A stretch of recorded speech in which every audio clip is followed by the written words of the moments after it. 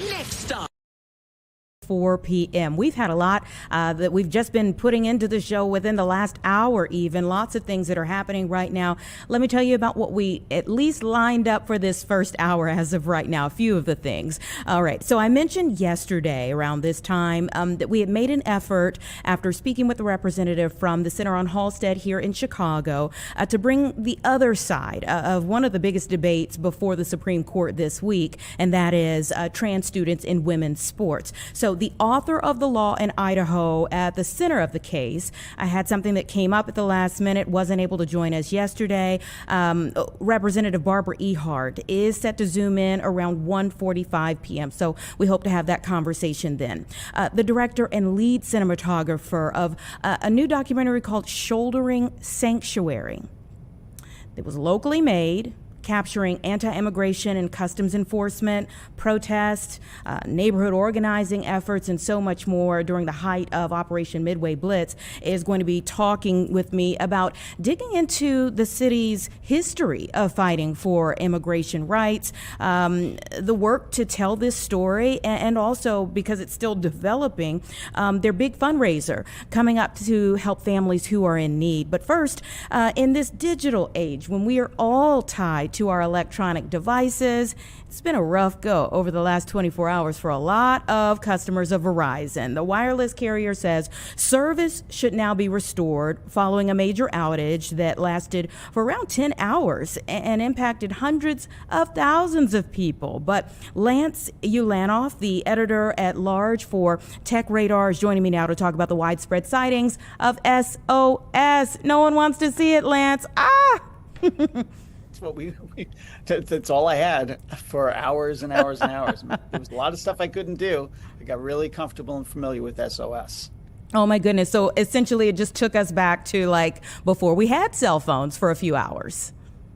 Yeah, you felt like, should I, use Morse code? Should I just shout into the distance? There were some people I talked to who actually didn't even notice because they're working in an office and their phones were connected to Wi-Fi. So they didn't see it because you can get, text and calls, through Wi-Fi. So they didn't see it until they got on the train or went home. And some people were very aware of it. They couldn't do basic things. They couldn't access some of the services.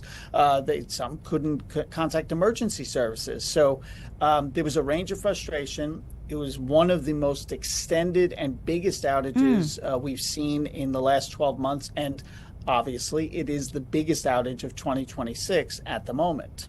And we hope at the end of 2026, we'll just say it was the biggest outage. But let's talk about what went wrong. What happened? Do we know at this point? So Verizon has said it was a software issue, which means the good news is it wasn't a cyber attack, which I kind of thought it wasn't. In fact, recent history with some of these outages has been that it's been just a software update or some hardware malfunction. So that's what they're saying. There's no more details than that. But the other major news out of Verizon is that they're going to give affected customers a $20 credit. Well, how nice of them, $20 for everyone suffering. So what does this say about, well, maybe this is a two-part question, so I'll start with, what does this say about where we are that, a software upgrade or something that seems simple and, kind of menial ends up affecting so many thousands of people all at once? Well, once again, it's a sign that we don't seem to have the redundancies that we should have in place.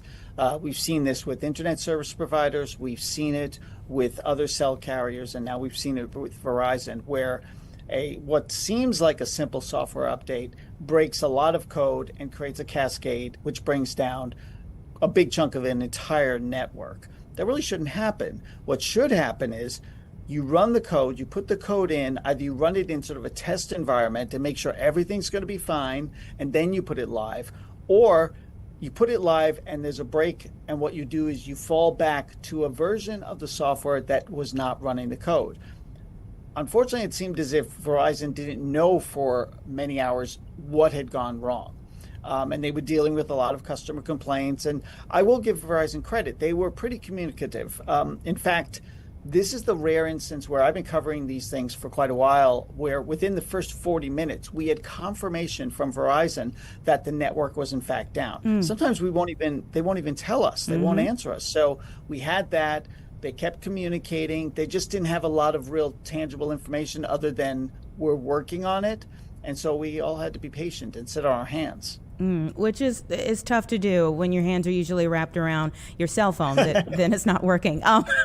So, if this is the worst of 2026 thus far, and maybe Verizon is like learning from some other companies that have gone through things recently, what did your mind immediately go back to in terms of maybe a bad outage that this resembled that Verizon kind of stepped up their game from?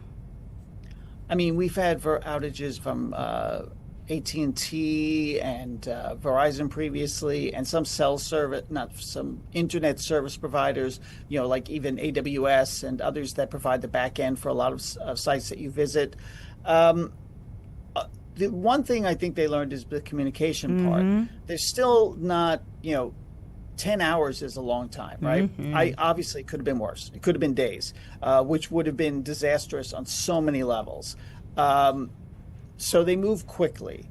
They speak with one voice. That is important. And I think they've gotten better at that. There's no mixed signals here, no communication that people don't understand. But again, the core part of it, I'm not sure they've solved. I'm not sure that maybe it's resources.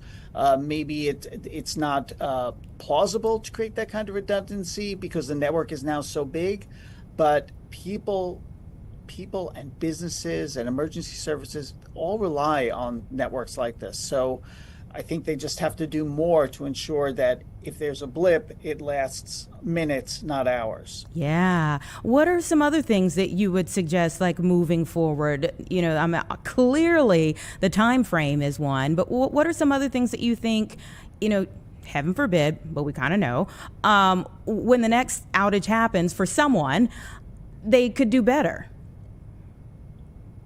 I'm not entirely, I think when the next outage comes and the part they can do better on is maybe better on the credits. I think that $20 is going to seem a little low for people. Now, Verizon said, this is not equivalent to what went on here. They're not trying to say that it is, but at the same end, and I know they're trying to manage costs, but I thought that at the very least they could have said, look, we know that it cost in 1 month for quality service for one phone, it costs about $50 on our platform. So why not a $50 credit? That's just my thought. For consumers, though, in these situations, I tell people don't panic. One, talk to your friends, if anyone in person to double check that are you having the network problem. Restart your phone. Turn airplane mode on, then off. All of those things will make sure that if there's a network to connect to, you can. If you're in a situation where you absolutely need to contact people, you're in danger or trouble, lost, modern phones, starting with the iPhone 14 and some of the more recent Android phones, have satellite services. Now, that means that if you're outside and you can see the sky, you can point your phone in that direction and it'll guide you to the nearest satellite and you can send text messages, either to emergency services or to family members to let them know where you are, that you're okay. So you can do those things. And in the worst possible circumstance, if you feel that you always want to back up, you could sign up for a second cell service provider, maybe a smaller one that costs less, get another phone, and it's a backup. So if you ever think that I absolutely always have to be in contact all the time, you have that as a backup. And finally, if you have a friend who's on the network that's not broken down, you can ask them to use them as a hotspot. Can I connect to your phone so I can get online just temporarily to get some things done? Lance, I absolutely loved all of that advice, but somehow I see that burner phone idea getting somebody in trouble. You can use that. You can use that excuse if you want to. I'm just saying, might not work in your household.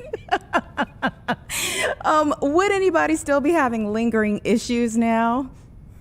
There's been reports. If you look at Down Detector, people are still reporting stuff, although the reports kind of filter out to some of the other networks, and that's because they're not having problems. But if you're if you're on AT&T trying to reach someone on Verizon and you can't reach them, you think there's something wrong with your network. Turns out it's just Verizon.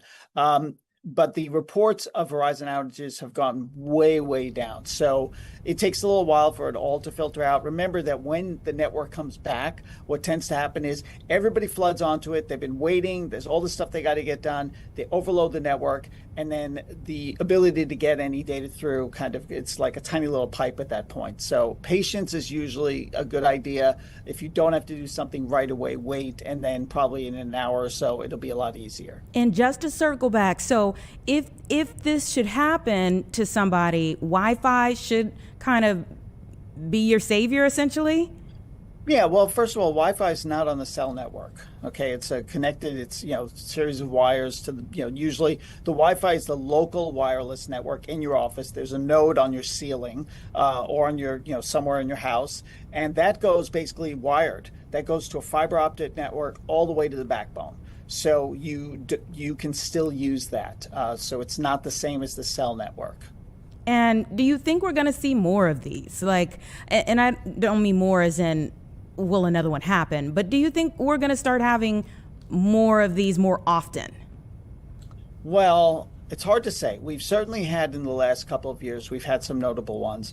I made a prediction at the end of last year that because of AI, that there will be more attacks that could jeopardize networks because it's easier to craft them and make new ones and spin them out. Now, obviously, this was not an attack, but I do think that those outages, which are caused by attacks, could be added on to the ones that are simply a mistake that happened within the network. So I think it's altogether possible. Again, it's also these networks are still they've grown really big. There's so many people on them. They're intricate systems. And they have a failure rate that's based on making small changes that can create unforeseen circumstances. Yeah. Any other things that we should take away from this when we're seeing this and kind of, preparing ourselves for the future? What any other takeaways that you got that maybe aren't Yeah. being talked about? I mean, honestly, it's a reminder about how we stay connected to the people we care about and the things that we care about. We are heavily reliant on these networks on our phones, and nobody has landlines anymore. And so we have to think about how are we staying in touch. And I think it's something to consider that you'll notice that the youngest generations coming in are very interested in analog world, sort of classic stuff like VHS and record players, vinyl, and original photography where you develop the film. And there's something to that. There's something to those physical connections. So when you're with people, be with people as opposed to with your phone, because your phone will give up on you and your family probably won't. I love that. Thank you so much, Lance. Great chatting with you. I hope that we don't have another outage to talk to you about very soon. Yeah. Yes. Let's not talk again. Okay. All right. Take care. You too. Bye bye. Thank you. All right. Yeah, a lot of folks, 10 hours is a long time when your cell service isn't working, but hopefully everyone's doing all right now and that you're more prepared if when it happens again. I thought he dropped some really good gems there for the future, and we're going to put this online so you'll be able to have those at the ready. Again, if when this happens again for anyone, not just saying for Verizon, but for anyone else. It's about 1:14 right now. Let's take a 2-minute break and we'll be right back with our next conversation.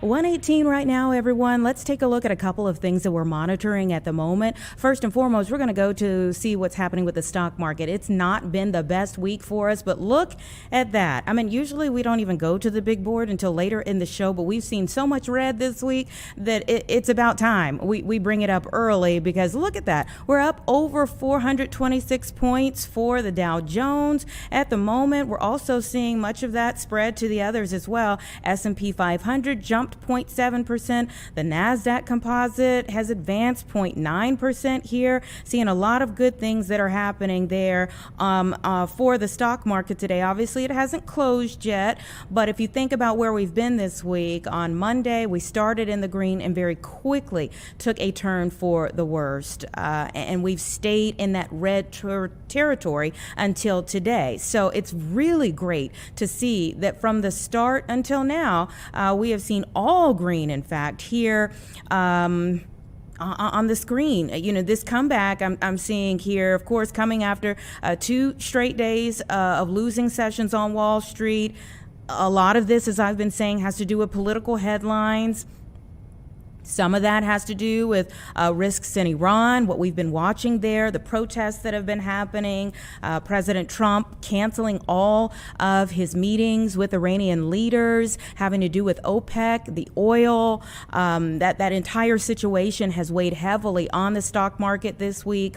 Also, Greenland, of course, the leader of Greenland and Denmark were both at the White House yesterday speaking with Donald Trump after he said that it's imperative, essentially, that the U.S. has control of Greenland. But coming out of the White House, they said fundamentally they are agree to disagree. They see it quite differently. But we did see that the Danish army start to come into Greenland, and they said that, hey, we can help out with protection, essentially, because President Trump says it is a matter of national security that the U.S. needs Greenland for the Golden Dome that he has often spoken about. He's really had his eye on Greenland for some time here. You can see reporters scoped out outside of the White House here because not only has Greenland been an issue this week, but of course, Venezuela has been an issue over the last couple of weeks here following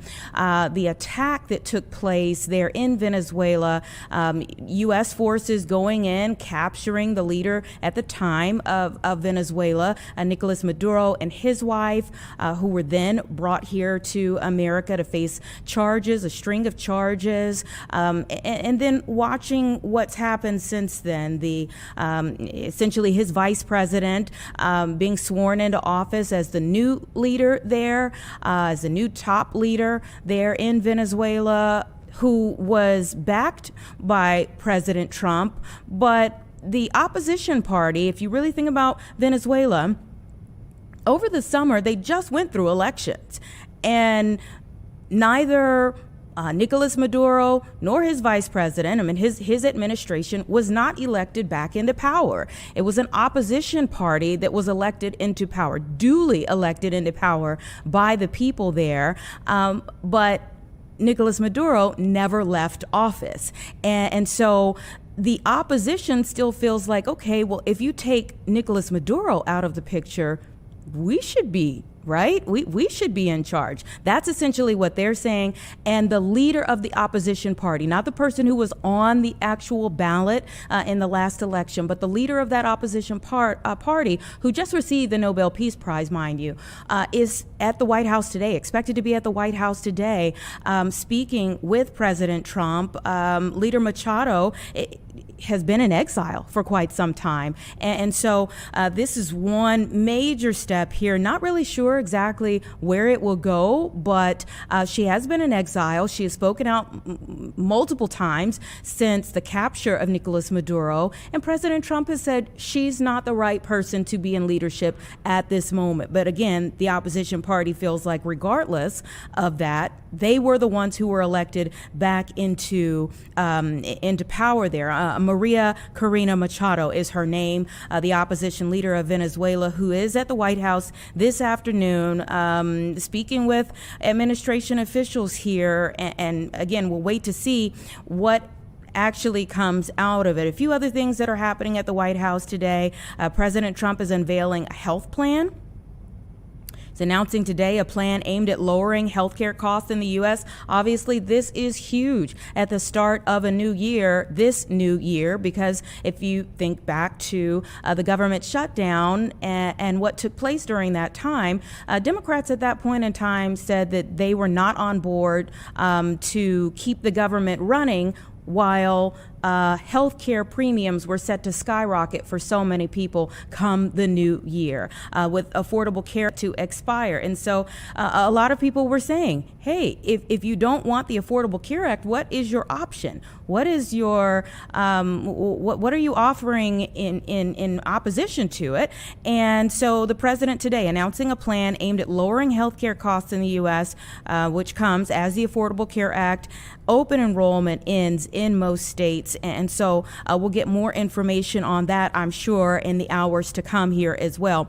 Also, Immigration and Customs Enforcement Deputy Director Madison Sheehan resigned today and launched a campaign for Ohio's 9th congressional district, jumping into a crowded Republican primary there. There's a lot going on in Ohio right now in terms of politics, and a lot of it does connect back to the White House here. Obviously, J.D. Vance, the vice president, coming from Ohio, and so closely tied to politics there. So yes, the deputy director for ICE, Immigration and Customs Enforcement, stepping down and launching a campaign for Ohio's 9th congressional district, jumping into that primary. So we'll see what happens with that. Lots of things that are happening at the White House. And again, a lot of the things that have been happening this week at the White House, the things that have been said and the things that have been done over the last few days have really impacted what we've been seeing on Wall Street. But today, things are looking good. And so we're glad to be able to see that stocks have rallied today, certainly hoping that we can finish out not only the day that way, but if we can finish out the week that way as well. We shall see what happens with that. It's about 125 though, and as we're watching all of these different things, one other area that we have been watching obviously over the last week has been what's going on in Minneapolis. And we're taking you back to the ground here in Minneapolis where you can see protesters there. We have seen protesters really on both sides of this issue in the streets today. I will call that out because, obviously we saw last, not this past weekend, but the weekend before last, the president and DHS sent in about 2,000 federal agents to this area for ramped up immigration and enforcement efforts there in the Minneapolis and really all around Minnesota. But in the Minneapolis area was where they were concentrated. 3 days later, a woman named Renee Nicole Good lost her life to federal agents in that area. Much has been discussed and debated about what took place during that interaction with federal officials there in Minneapolis that led to her losing her life. Excuse any of the signs and the words on some of the signs that you may see. I will say that as they're kind of looking around here. Again, we don't have control over where the cameras go, but we did turn down the volume just in case there's any language that might be objectionable. But again, going back to last Wednesday, Renee Nicole Good loses her life. Protests immediately began in the streets there in Minneapolis as people felt very differently about the DHS description of events versus what they say happened. We have seen body camera footage and everything come out since then. It still hasn't stopped or ceased the debate over what actually took place during that time. Very differing ideas of even everyone looking at the same footage here. Since that time, just last night, another person was shot by federal agents in that area of Minneapolis. And so even though tension was already high, if you remember, the mayor of Minneapolis coming out and while we're occasionally seeing some expletives on signs, he actually said one during the conference, telling agents and federal authorities to get out of Minneapolis. But since that time, we have seen another shooting that took place last night, and people poured into the streets. Now, that person is expected to survive. There are a lot of details as to what took place during that time. It was a Venezuelan man who tried to get away from authorities, ran. People came out of a home to try to help him by attacking some of the agents. There's a lot that goes into that entire situation before gunshots were fired. And we do know at this point in time, again, that both the agents that were involved in that situation and also the man who was shot are all expected to survive. But more tension is flaring here. And in fact, the president, Donald Trump, has said that he may use the Insurrection Act in calm in the city there. President Donald Trump warning that he might invoke that Insurrection Act at some point in time. Of course, the governor, who last week stepped out of the race for re-election because he said too much was happening in his state. And at the time, he was just talking about, a fraud investigation, a widespread fraud that really has been overshadowed by what's taken place over the last few days, quite frankly. But he had just stepped out of the race for re-election, and he said, after the killing of Renee Nicole Good, that he was putting all of the National Guard troops throughout the state of Minnesota, which I believe is about 17,000, that they were all on standby, essentially. But he didn't call them in to activate, to mobilize, but they were all put on standby at the ready in case they were needed. Well, if you think back to Operation Midway Blitz here in our area of Chicago, there was that same threat of the possibility of the president using the Insurrection Act, given the protests that were taking place here. And there was that back and forth as to whether Governor Pritzker would use the National Guard troops. And at one point in time, the president even sent in National Guard troops from places like Texas. And that went up to the Supreme Court and came back down. It was a no. So there's much more coming out of this situation, again, that's been developing day by day there in Minneapolis with these protesters, both for and against ICE and immigration enforcement, federal authorities there in the area, because some of them are Customs and Border Patrol, and the efforts that they are doing in that area. It is a developing situation that really has the eyes of the nation upon it right now. It's about 1:31, though. We're going to take a quick break, about 2 minutes. We'll reset and we'll bring in our next conversation.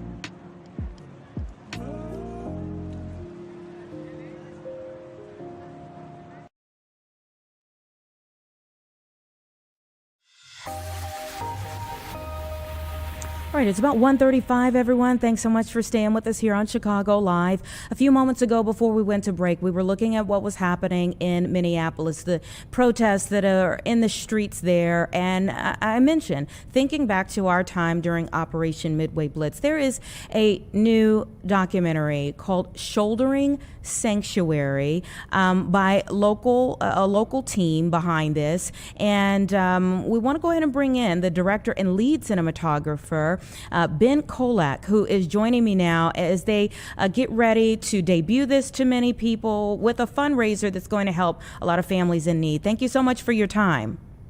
Of course, thank you. I appreciate you covering these important issues. Sure. Let me just first and foremost get your reaction to what is happening in Minneapolis as you are getting ready to debut your documentary about what happened here in Chicago. I don't know what more I can add to the conversation there. It's a sign of the tactics moving across the country, getting more headlines to invoke fear and distrust, and it's really just a sad and difficult moment. You know, I watched coverage for quite some time last night of people in the streets after the second shooting there by federal agents, and immediately, for those of us here in Chicago, you think about nights in Broadview that got very contentious between residents and federal agents here. Tell me about making this documentary. The process really started a year ago when we saw that from the incoming Border Czar, Tom Homan. He was speaking a lot about Chicago.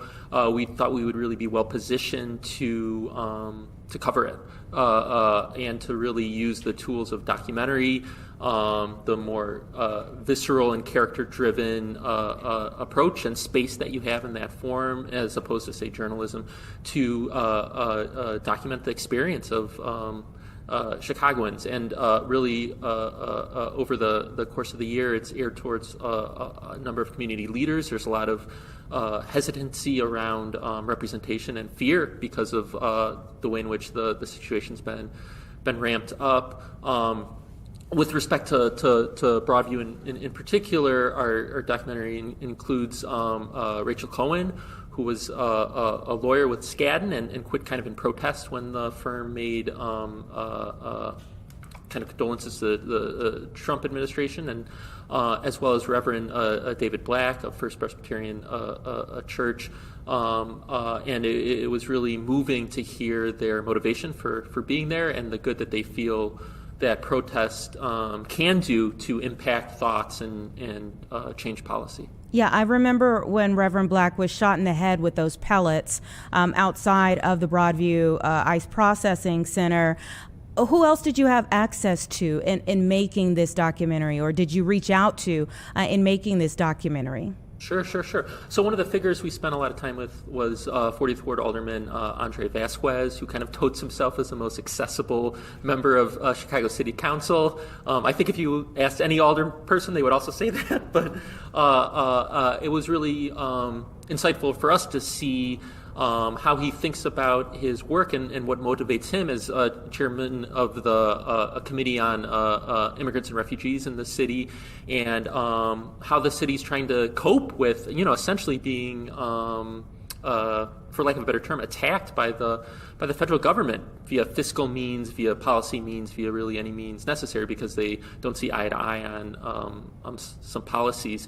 And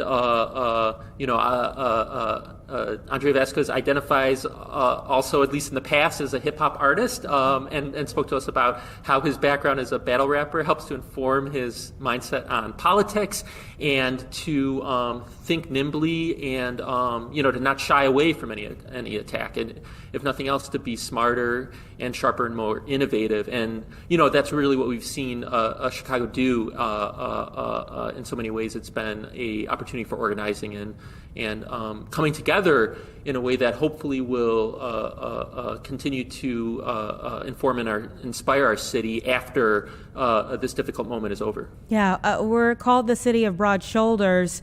Is that why you called this Shouldering Sanctuary? Or tell me about coming up with a name. Yeah. We're still arguing about it. And what we're screening tonight, it's really a work in progress. It's maybe about half of the scenes that I think will eventually be in the film. But yes, that's a reference. We were also thinking about the title Hands Off Chicago, which of course is kind of a collection of different organizations in Chicago that came around with that protest movement. So we didn't want to kind of co-opt that title or make it seem like the film was directly associated with that. And so, yeah, we're thinking, what are some other kind of actions and images? And yes, to your point, I think one of the key things that people associate with our city is Carl Sandburg's famous poem. And I feel like the degree to which that also ties into that's really what he was talking about, the people that from the beginning, Jean-Baptiste du Sable made Chicago as I think many people like to say, the greatest city in the world. Did you look to hear like the other side of this? You mentioned Tom Homan. Did you look to reach out, or did you attempt to reach out to anyone on the other side of this and at least just kind of hear their thoughts on why they approve of what's been happening? Sure.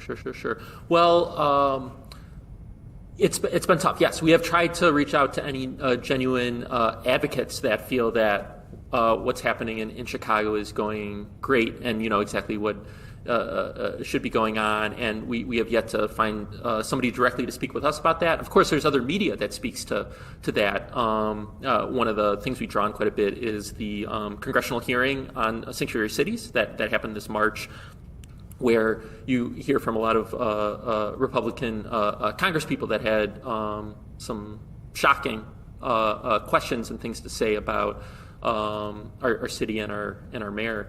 But yes, beyond that, there's certainly within the city people supportive of Trump, people looking to work with the administration as a way to make for better outcomes. And so one of the principal people we spoke with was the restaurateur Sam Sanchez, who was part of starting an organization, the Committee of 100 of Latino business owners across the country, looking to work with the Trump administration for immigration reform or really just better outcomes. And it was really telling hearing from him, he was a big supporter of Obama and other Democrats previously, how he's really felt left behind, not respected by the Democrats in their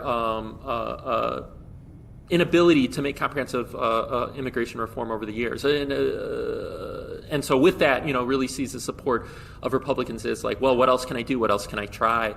And so he was certainly one figure, and it's something we're still working on. The ICE agents themselves are a big part of the documentary. We've combed through the 40-odd hours of body cam footage that got released around Thanksgiving and have included a number of scenes where you really hear their voices. And, I really feel for them.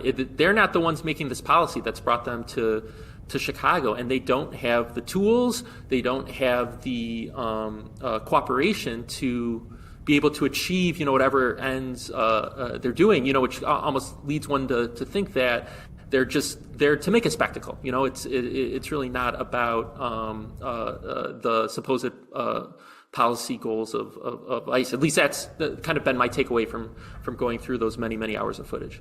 And, I was asking you that because you have encountered some resistance with this film. Tell me about that.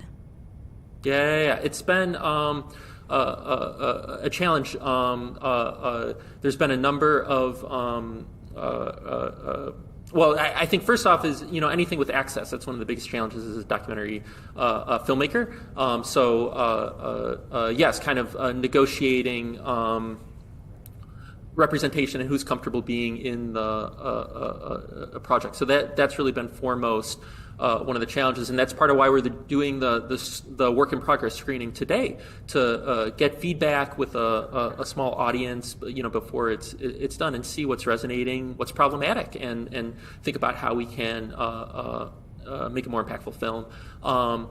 But yes, beyond that, even in setting up the screening today, there was a number of theaters that we reached out to rent, as part of their business, that weren't comfortable with screening it there, that they would think that participating in that would put some kind of target on them, which I certainly respect and understand. And in this moment, there's enough challenges that theater owners are facing. So we were really happy to be able to partner with the Edge Theater, which of course has a great reputation and history of supporting really edgy and innovative work. One of the hardest things, I think, for many people, journalists alike, when you do go out and you shoot video of things, is you have like all of this video that now you need to whittle down to what the story is that you end up telling at the end of the day. How many hours did you shoot? We're still shooting, but yeah, we're definitely over 100 hours for this project, and it's really been a team effort. The producer Fatima Omar, other camera operators, editors, Ian Resnick, Isa Kibayo, and our other producer Kyra Mitchell, as well as a number of interns from some of the great colleges and universities in Chicago. And so we really think about all our work as informed by both having a theory of change, so it's going to make an impact and reach audiences, make them think differently, as well as learning and growth opportunity for our team. Mm-hmm. And so really so much of this project has fit well into that, and we're excited to share it. So tell me more about your event tonight, when you are sharing it with some people in the area. Yeah, of course. So we're partnering with an incredible organization, the Media Burn Video Archive, which started over 20 years ago. And it's basically a collection of independent film like our own, and video and what have you, going back to the 1960s. And so we'll be screening a documentary by another incredible Chicago filmmaker, Mirko Popovich, Between Uncertainty and Hope, that is about immigration raids and policy and issues back in the 1980s, and really sets a great historical context that what's going on now is not new. It's part of a much longer challenge and trajectory in how we think about immigration in America.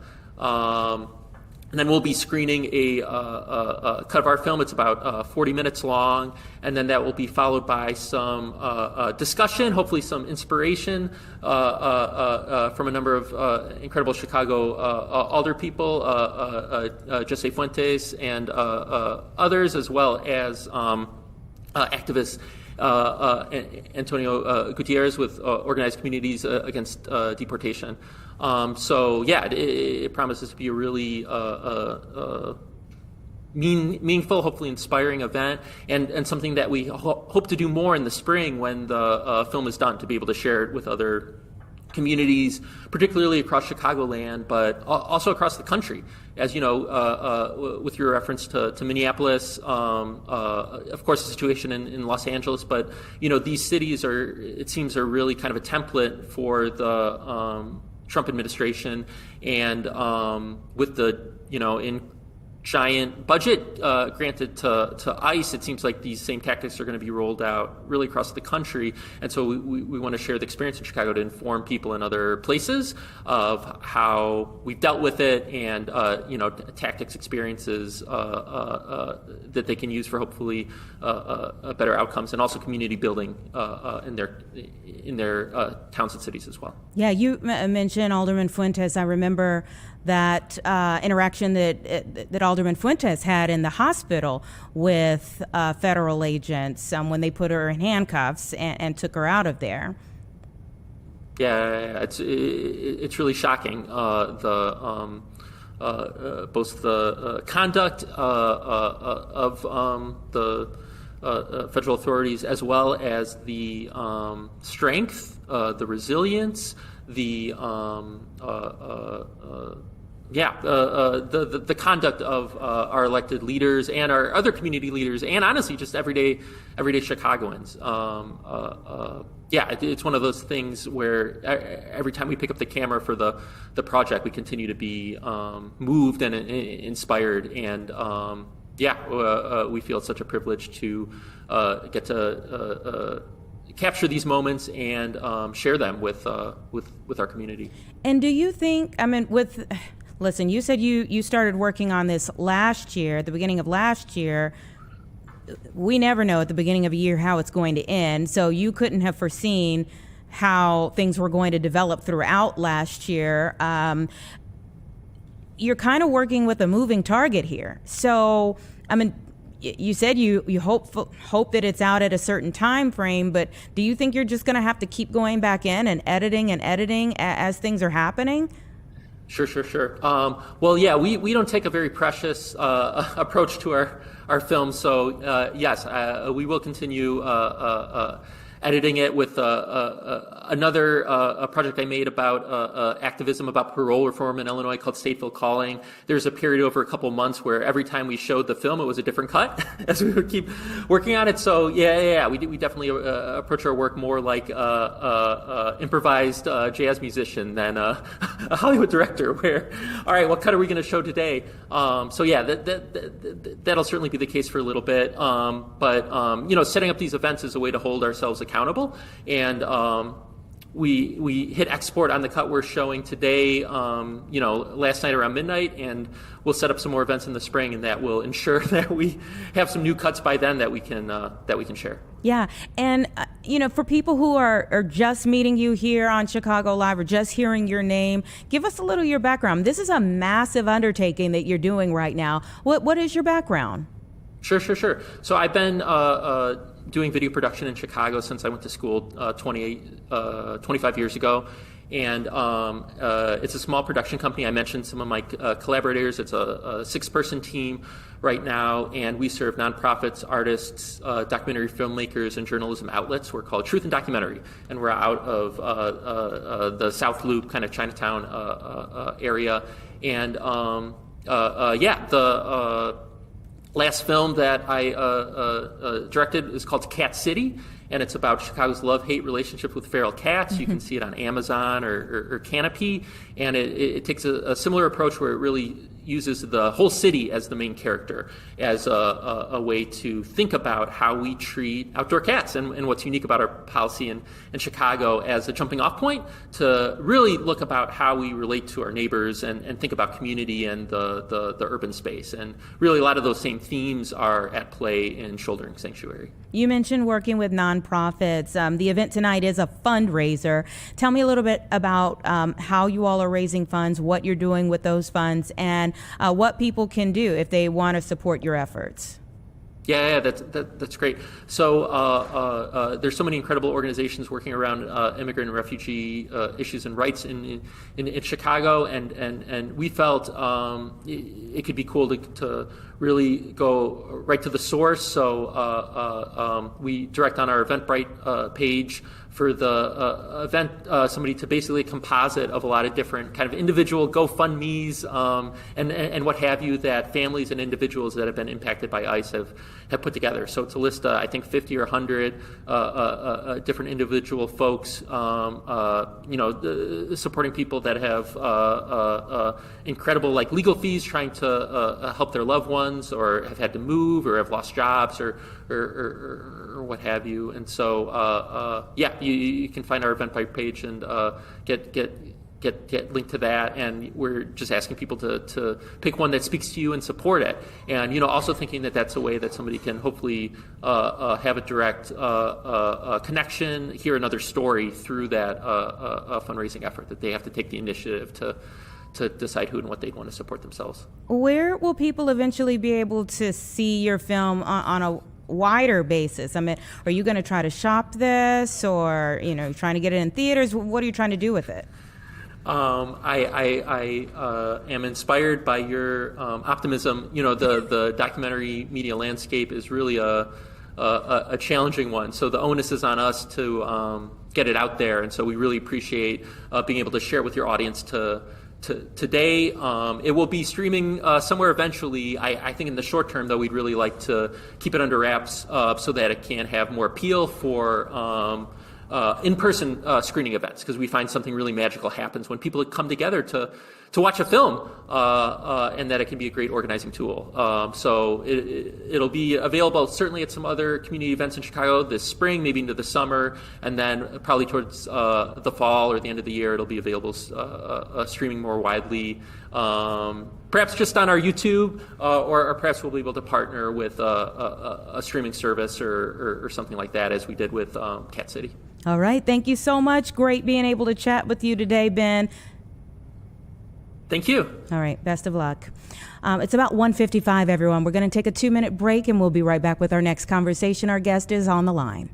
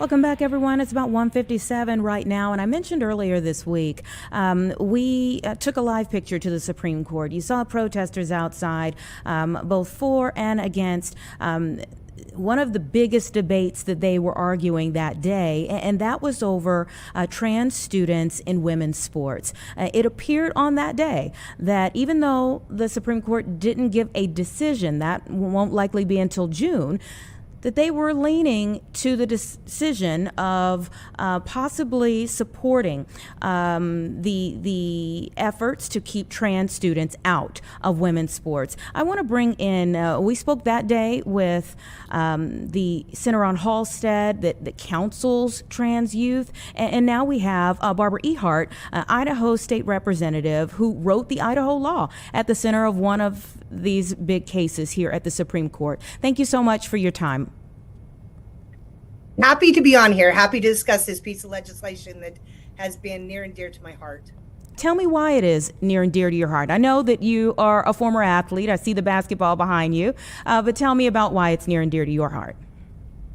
Well, yes, I did play Division I women's basketball at Idaho State, yes, a long time ago. But I also spent 15 years coaching Division I women's basketball at 4 fantastic institutions. And I absolutely know how all of this will play out, especially collegiately. We're going to leave women behind if we don't protect what we've been fighting for since 1972. Most people don't realize that in 72, 1 in 27 girls participated in sports. Now, 2 in 5. That's almost 1,000% increase. There's a reason. It's because of the opportunities that's been provided.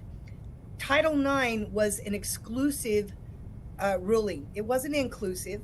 it was exclusive because boys and men already had their opportunities, and this was exclusive to girls and women. And it's important that we protect that, and that's what we're here fighting to do. And I know firsthand how devastating it is to have boys and men take opportunities from girls and women. I know that many use the word trans, but that belies what we're actually dealing with. We're dealing with the fact that biological boys and men are now competing against our biological girls and women, and we simply can't compete against them.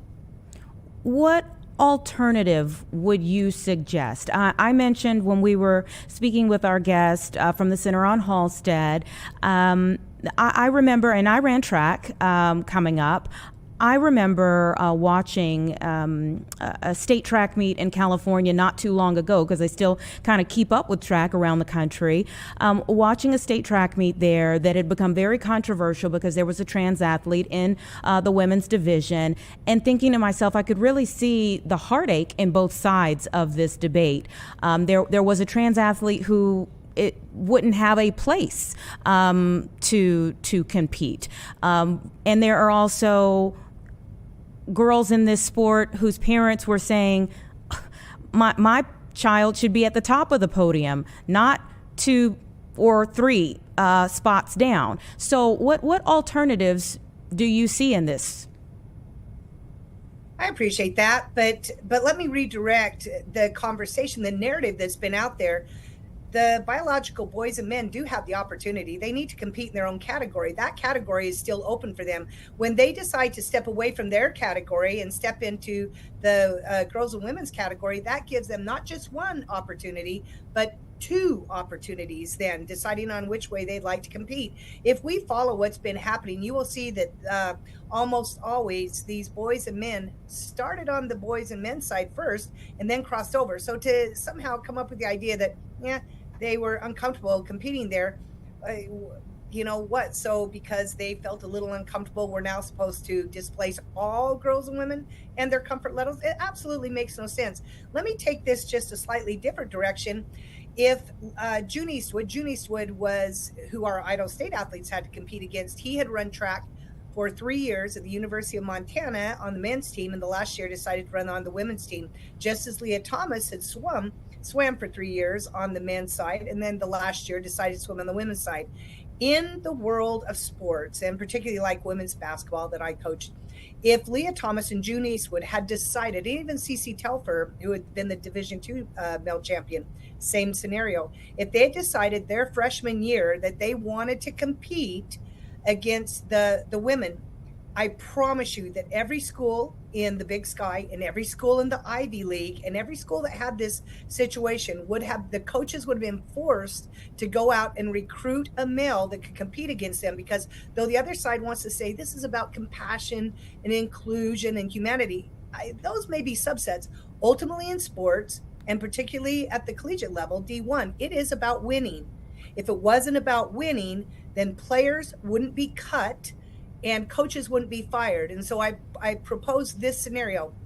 If we're going to allow just one biological male to take the place of a female, then we have to be willing that should 12 biological males try out for the women's basketball team, then we have to be willing to allow all 12, should they be able to make that team. And my question to everyone is, where do all the girls go? Where do all the women go? And I promise you, because it is about winning at the collegiate level, coaches will go out and recruit whomever they need to recruit to make sure they win or they lose their job. And the perfect example is what happened at San Jose State, and having a male athlete on their team.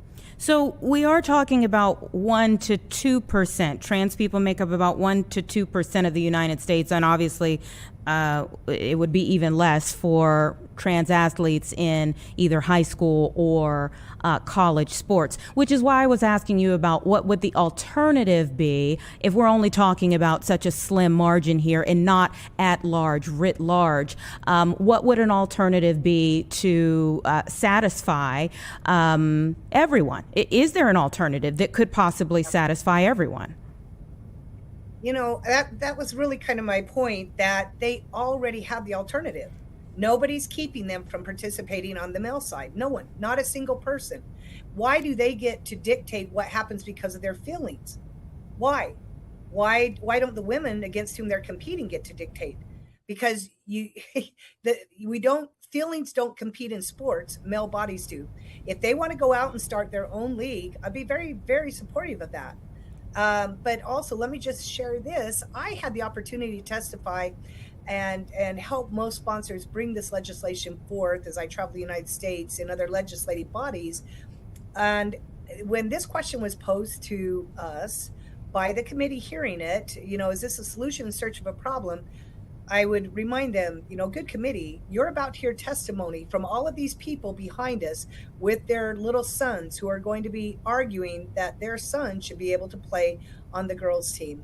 And this happened time and time again. There are hundreds out there. It's happening in Idaho. They're coming up. The door has been opened and the opportunities are being taken and displaced. So I would suggest to the other side, definitely form your own league. We will be supportive, and or you still have that opportunity, which is why we wanted to make clear the law, K through 12 and higher ed, very clear so that you knew from the beginning, if you want to participate in sports, then here's the path you need to. You need to go and participate on your biological side.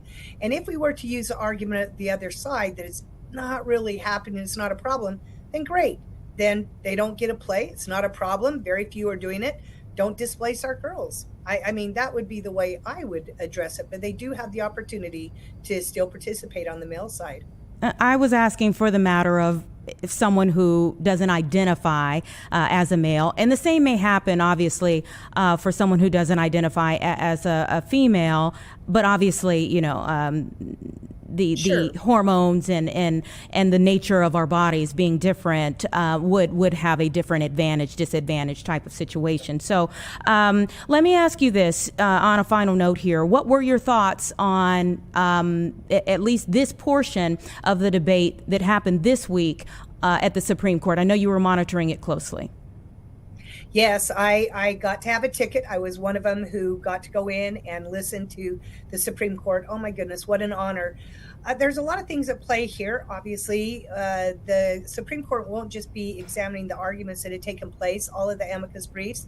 And actually, to be honest, the decision in this committee, I think, will really set the tone and the precedent for moving forward. But it was refreshing. Of course, you could count on Thomas and Alito, but one of the things that Kavanaugh really had brought home when the ACLU was arguing was, hey, this is a zero-sum game, that if you put a male on the team, you are displacing a female. And then, of course, between Alito and Justice Roberts, they were pretty adamant that if we don't define what sex is, and, very clearly the ACLU did not want to define what sex was, then how do we know if there's discrimination? So I think these were all bits and parts of an interesting narrative that is being formed around what happened yesterday.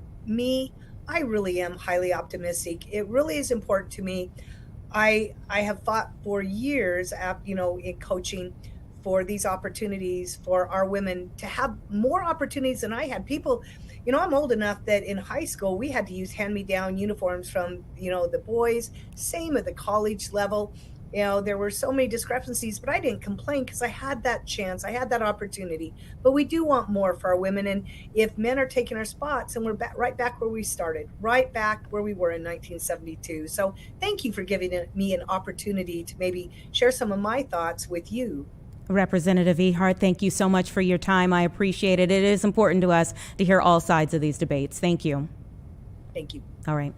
It's 2:08 right now. We're going to take a quick break. Our next guest is already on the line. And even if you don't know his name, which a lot of people in Chicago do, I'm sure you have heard his catchphrase, "This Chicago," a time or two lately. We're going to bring in DJ Ferris right after this.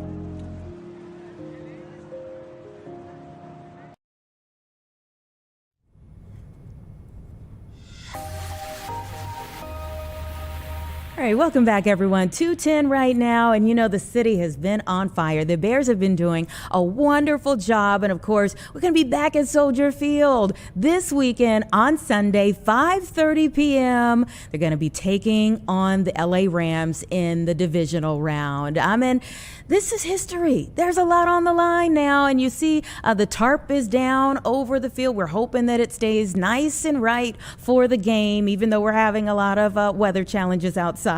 But as things have been going so great, you've heard one phrase, maybe two. Okay, good, better, best. Yes, you've heard that. But you've heard another phrase over and over and over again. And so it gives me great joy to be able to talk to DJ Ferris, the man behind it all. Great to have you here on Chicago Live. Great to be here also. Thank you. All right. How are you? For the folks in the back who maybe haven't heard you, what's that phrase? This Chicago. That's it. That is it. And of course, no one can do it like the person who started it all. So first, just tell me where it came from, when it started. It came from, I did an outro for Kanye West for his song Cold. And then Kanye actually took a piece of that outro and he put it in Chief Keef's remix to Don't Like. And that soundbite was this Chicago, but it was so genius in the way he placed it. So I knew when I heard it, I was like, oh yeah, I went back and got my vocals and I took that soundbite out and I made it my drop, my DJ drop, and I used it on the radio, on Power 92. I used it in the clubs. I passed it around to all the other DJs and it just went crazy, especially in the urban community, in the clubs, wherever you went. People would always tell me, I hear your drop all night long, geez. And you have to love it. I mean, literally, all the players are saying it. You hear it everywhere. How does it feel to see everyone embracing it? It's a wonderful feeling. It is. The urban community has really been on it for a minute, but to see it cross over now, that's really, I'm really feeling the love on that one. And it's actually been in records. It was in Kanye's Vultures. He brought it back and used it on that. And it's in the intro of Chance the Rapper's new album, his first song. Going into the album, he used that sound drop. Okay, so with everyone saying it, you got to capitalize on it. And today you're doing just that. Yeah, I dropped merch today along with Success, the store, Bobby Simmons. You remember him, former NBA player. He owns the store Success, him and my guy Vale. So we did a collaboration, this Chicago collaboration of shirts and hoodies that dropped today at noon online. And you can get yours at thischicagobrand.com. I'm sure they're going to be sold out very soon. Tell me about your thoughts on this season. Man, what a surprising season. I mean, if you're really from Chicago, you got to be surprised, pleasantly surprised. And we're looking forward to these guys going further. I'm hoping that like Mother Nature just really does her thing on the Rams this weekend and kind of give us a little help because that offense, we're going to need it. Defense definitely going to need it. But I'm looking forward to us to advancing at least to the championship. Yeah. What do you see as the Bears' challenges? Let's start there. First and foremost, the defense. They got to fix that defense up. Offense, I think we're pretty good on offense. We got to get our defense together. We need a couple of things on defense, but hopefully, Ben and the defensive coordinator can come up with something to handle the Rams because that's the number one offense in the NFL. Yeah. Stafford has been, on track for an MVP season. Yes. What are your highlights for the team? What do you said the offense, but be more specific. What do you find as a highlight of the season thus far? Man, Caleb Williams, hands down, point blank period. All the naysayers when he first came in and all the negativity, man, this guy has been nothing but spectacular. Period. The Jordan of football, man. Now, is that a red wall or an orange wall behind you? That's actually an orange wall behind me. I love it. You got to match up with the hoodie. Absolutely love it. So are you trying to? I mean, have you gotten a ring from anybody with the Bears yet? Are you trying to make a collaboration? I've been doing some things. I've got it with Tremaine Edmonds. He's actually been the person, campaigning with the slogan. It started It started last year. Keenan Allen, when he was on the team, Yeah. he was the first one to do it, and it went viral. And you know, my guy Tremaine, this year he took it and ran with it. As he's known to do when he gets the ball. Yes, indeed, definitely. So are you working on anything else? I mean, this could ride for a while, but are you working on anything else that we should know about?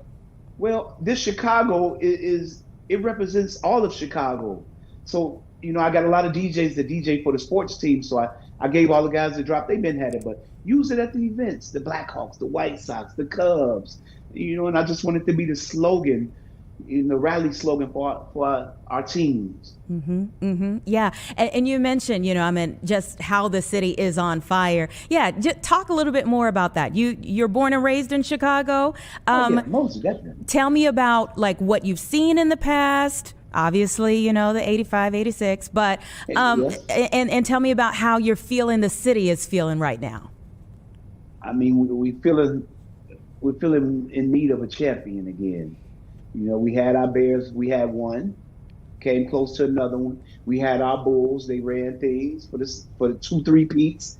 I think the city is just hungry for another champion, and that's why everybody is like behind the Bears so valiantly now. They want these guys to go all the way. The city is really hoping for this.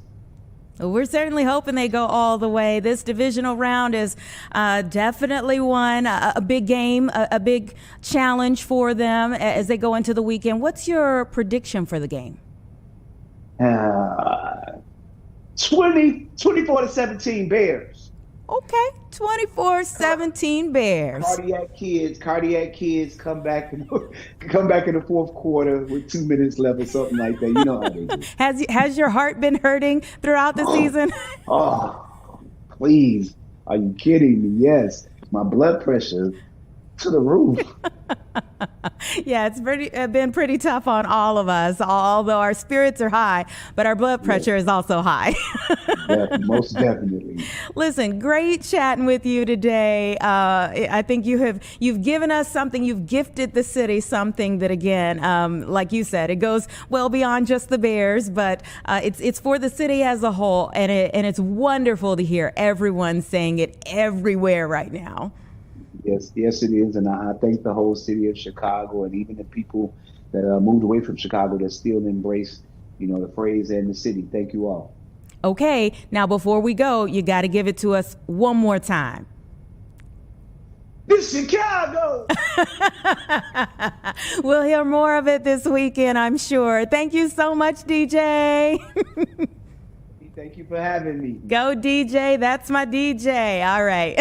Take care. 218. Yes, we're hearing it everywhere. And now you can get that merch that he's selling online as well. You got to take advantage of the moment, right? Anyone would. All right. We'll be back 2 minutes. Give us just the 2 minutes, and then I'll set you up for this 2 o'clock hour.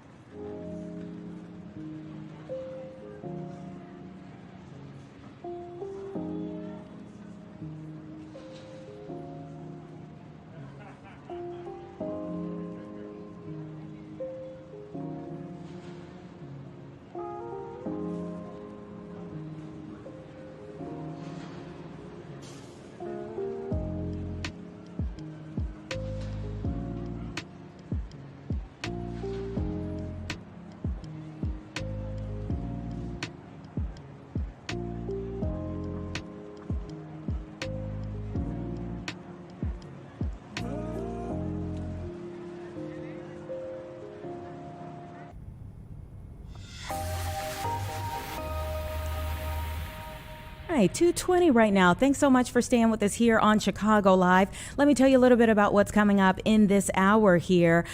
We are going to talk with our friends at Fox Weather about blizzards. Oh my goodness, hard to say that word because we definitely hope we don't see anything like that here in Chicago. But we have had quite a bit of snow, quite a few episodes of snow this week, even a snow squall that we experienced yesterday morning. So we're going to bring in not only Fox Weather, but our chief meteorologist so we could talk about what's happening here at home and the greater impact of these systems throughout the country. That will be very interesting to see, especially the bigger storms that are happening in other places. At 2:30, we're going to talk about the city exploring, pondering the possibility of selling off naming rights to different parts of our local airports, both O'Hare and Midway. Now, not selling off the actual name of the airport. I want to make that clear.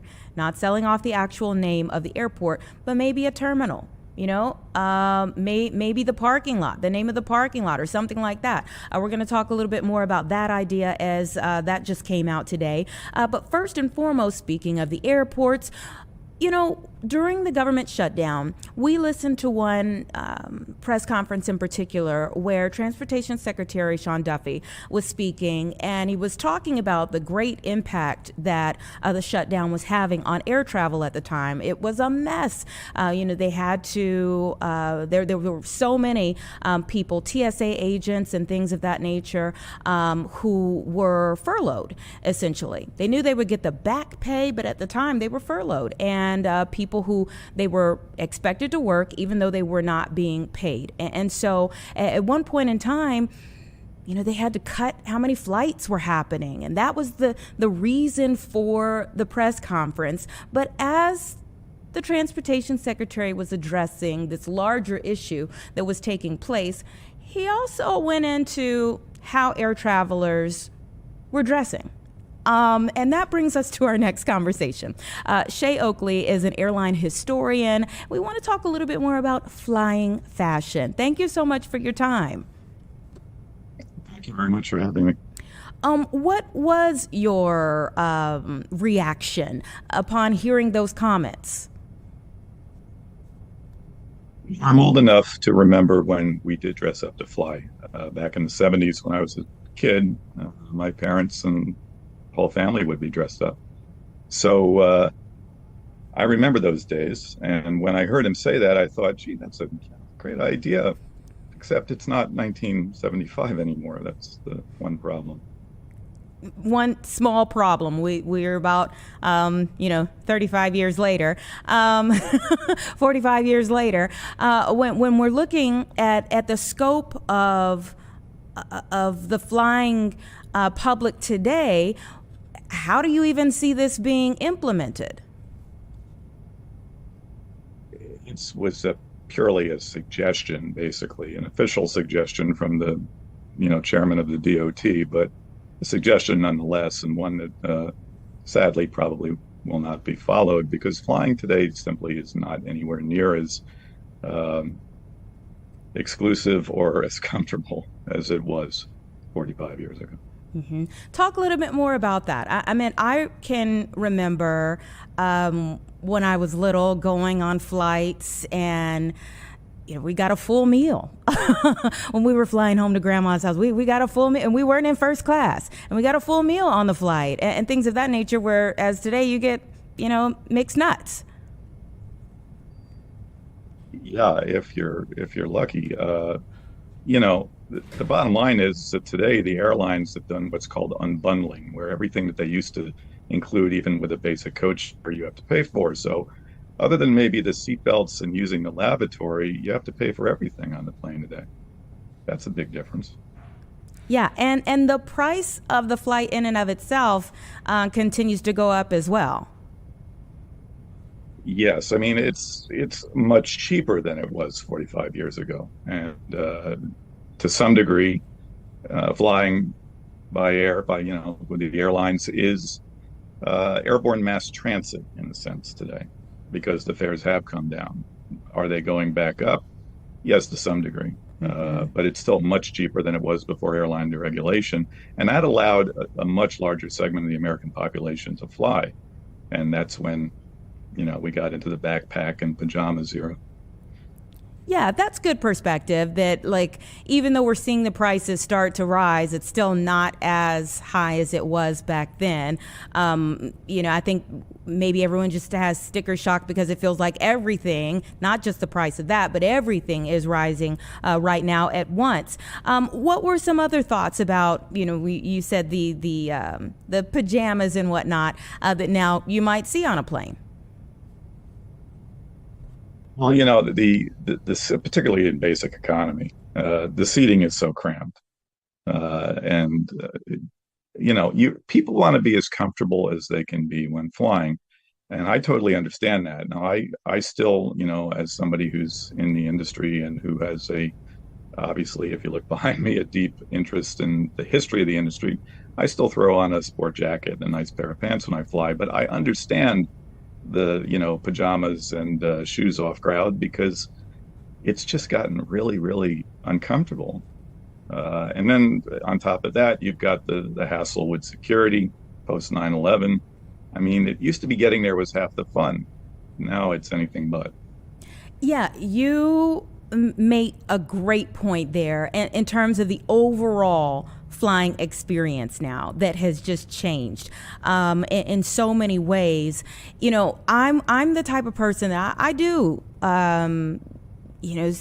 think like, well, I don't want to be in pajamas at the airport because I don't know who I'm going to run into. But the flip side of that is, like, I remember when I was younger and I could do it, wearing heels through the airport. And then you think about, like, hey, if I got to run, you got all these delays and all of these other things that are happening. If I got to run, I'm not running in heels. There's a practical side to the way you dress when you fly. And, that's always been true to a degree. I mean, people had to run to catch flights 50 years ago, and if they were in heels, that was going to be difficult to do. But, the thing is, maybe there's a happy medium between having on a jacket and a tie, like in 1970, and having a pair of pajama bottoms and have your shoes and socks off and your feet for your neighbors to enjoy. Now listen, feet is that's a whole nother interview that we'd have to do just about shoes on, shoes off. I don't know if I can ever get on that level, but what is one thing that you yourself would like to bring back? Decent leg room. I'm 6'2", and I generally do go for the lowest fare, like most Americans do. And at 6'2" in basic economy, my knees are sometimes against the seat in front of me. So I would love just a couple inches more distance between the seats, what's called seat pitch in the industry. I'd like to see that increase. Well, some airlines definitely are looking to accommodate you just for a few more $100 these days. That's an added fee. Right. It's not free. You can always, I can buy the upgraded economy seat for a flight that's 2 hours long for another, $75 or whatever it is. And it's not worth it, for me to do that, except when I'm halfway through the flight and I'm really, really uncomfortable. Yeah. No good, no bueno flying when you feel uncomfortable. Thank you so much for your time. Really appreciate you giving a historical look back on things as to, where we are now and what we're hearing from the federal government about where we may be going. So hope we have a good reason to dress up in the future. Thank you for having me. Absolutely. Thank you for being here. It's 2:30, everyone, and I want to hop right into this next conversation because we are still talking about flying here, but we're bringing it back home specifically to this conversation of airport naming rights. Joe Schwieterman is a professor in the School of Public Service and the director of the Chaddock Institute for Metropolitan Development. He's also the president of the Transportation Research Forum here in Chicago. And so we're so excited that we're always able to kind of pull on him for things that have to do with this particular industry. What are your thoughts on O'Hare and Midway maybe having some wings inside of them or some other things connected to them that get sold off in terms of the naming rights? Yeah, it really is an interesting development. And, the proposal is to take things that are smaller assets that are visible to the public, elevator banks and changing rooms and maybe concourses, and to allow corporations to sponsor them. And, we're seeing that at bus stops where you have advertisements, and the conferences you go to, the name badges are sponsored by somebody. But doing it at airports for these kind of things is kind of a new thing. So it's getting a little bit of, you may say eye rolling, but I do think there are some real possibilities to raise some money for the city here. And that was what I wanted to really dig into here. I mean, is it a sign of problems, i.e. our budget issues, or is this just looking at new forms of revenue? I think it's the latter. We've been following O'Hare really carefully in the last 6 months because something special is happening out there. Both United and American want to expand. Mm-hmm. And recently as 2 years ago, it wasn't so clear O'Hare was going to be on the A-list of hubs to grow. But it's had huge growth now. American, which was lost a few gates, just picked some more up from Spirit, so they're going to expand. So the number of passengers is now, mushrooming, you might say. And people get to the airport really early. So they arrive early, they walk around, they use the facilities. And I think that's what's driving this sort of new money pitch. Mm-hmm. What types of corporations do you think this, or people, I don't know, do you think this could be marketed to? Yeah, well, I think what we're seeing is the travel at O'Hare is increasingly leisure flyers, people on personal trips, as opposed to what I call briefcase carrying business travelers. Mm-hmm. Those, of course, are bouncing back, but much of the growth are people on leisure trips. And so I think what we're going to see is consumer services brands like cell phone companies, T-Mobile, and so forth, as well as financial services companies, hotel chains, and things like that. They want to be associated with travel because they want people to, get out and spend and use their services. And they also have, TV advertising and so forth, or print advertising isn't what it used to be. So they want to be out there in the public. I think they'll be lining up for this. Whether they're going to pay a lot remains to be seen, because this is kind of a new thing. So we say it's a new thing. Are there any other airports that you know of that have already I feel like there's an airport in Florida. Is it Miami's airport that has already done this? Yeah, we are seeing that around the country, but mostly are the larger areas. Well, there'll be like a food court or an amenity. Well, they'll brand it to us, this amenity is provided by X. A little bit different to be going up to an elevator bank or a changing room.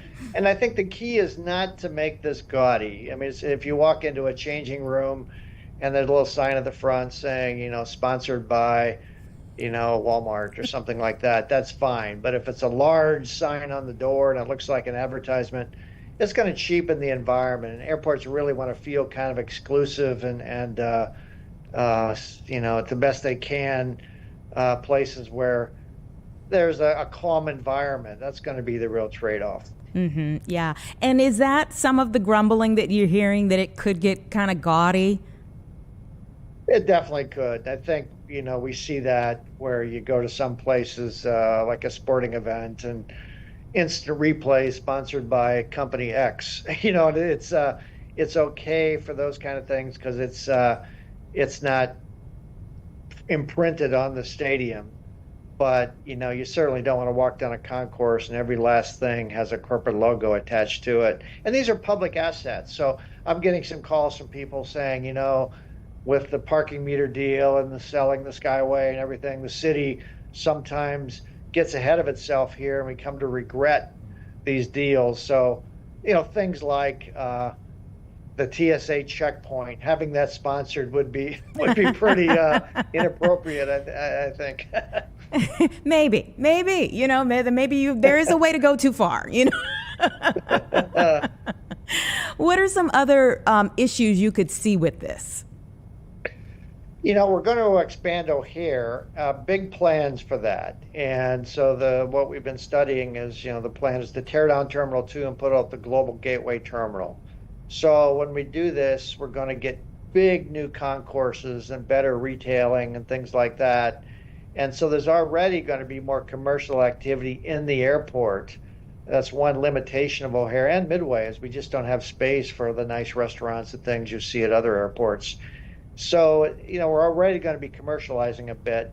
I also think that we just have to be careful with the deals that we cut, so we have the ability to reverse course here, because companies often get in trouble with their image and suddenly their name's plastered on the airport. And so we'll have to put some boundaries on it. I'm not sure you want sports betting and those pharmaceuticals and things like that in the mix. It just wouldn't feel right. So you mentioned a couple of things that there were big talkers, like in Q4 for 2025. What do you think will be some other big talkers for the airports this year? Well, a couple exciting things are happening. I mean, Southwest just announced an expansion too at Midway. So in our study, we're saying Midway's got some extra capacity because Southwest went through this whole corporate restructuring and they cut capacity, and now they're bouncing back at Midway. And launching those new assigned seats just next week. They're going to start that, and so we're going to have 3 hub operators are growing at once. And what's cool about what's happening at O'Hare is that we thought the fact that international arrivals out of Terminal 5 and you got to take the people mover to get your connecting flight was an arrangement airlines just wouldn't accept. In fact, that's why we want to rebuild, create the global terminal, so you don't have to go outside, ride a train to connect the flight. But airlines have figured out that passengers are willing to do that. So international flying is growing. So this summer is going to be really, really exciting. A lot of new flights to Europe, and believe me, there's advertisements pasted all over those people movers. I'm sure they will. I'm sure they will. Thank you so much for your time. Always enjoy having you here. Thank you. Talk again sometime. Oh, you know what? Before I let you go, I don't know how much of my conversation prior to you joining us you were able to hear about flying fashion, but what are your thoughts on Secretary Duffy, saying people need to be more dressed up? Well, it's interesting. This came up the other day in a conversation about kind of uncouth people asking people to switch seats. So a big party's gone to Vegas and they ask somebody, can I have your seat so I can sit by my friend? And it's very awkward that people aren't, sort of respecting their fellow passengers to know that that's not really the way air travel works, is you kind of, you take your seat and you're supposed to stay in it. And unless the plane's empty, you kind of stay there. And I think the general tenor of it is certainly true, that the flight attendants are feeling battered right now by the bad behavior, but it seems like some of a lost cause to be making generic comments like that. I think that's going to have any effect. All right, we'll leave it there. Thank you so much for your time. Thank you. Bye-bye. Right, take care. All right, everyone, it's about 2:40. We're going to take a 2-minute break, and then we'll come back and proceed on with our conversations from there.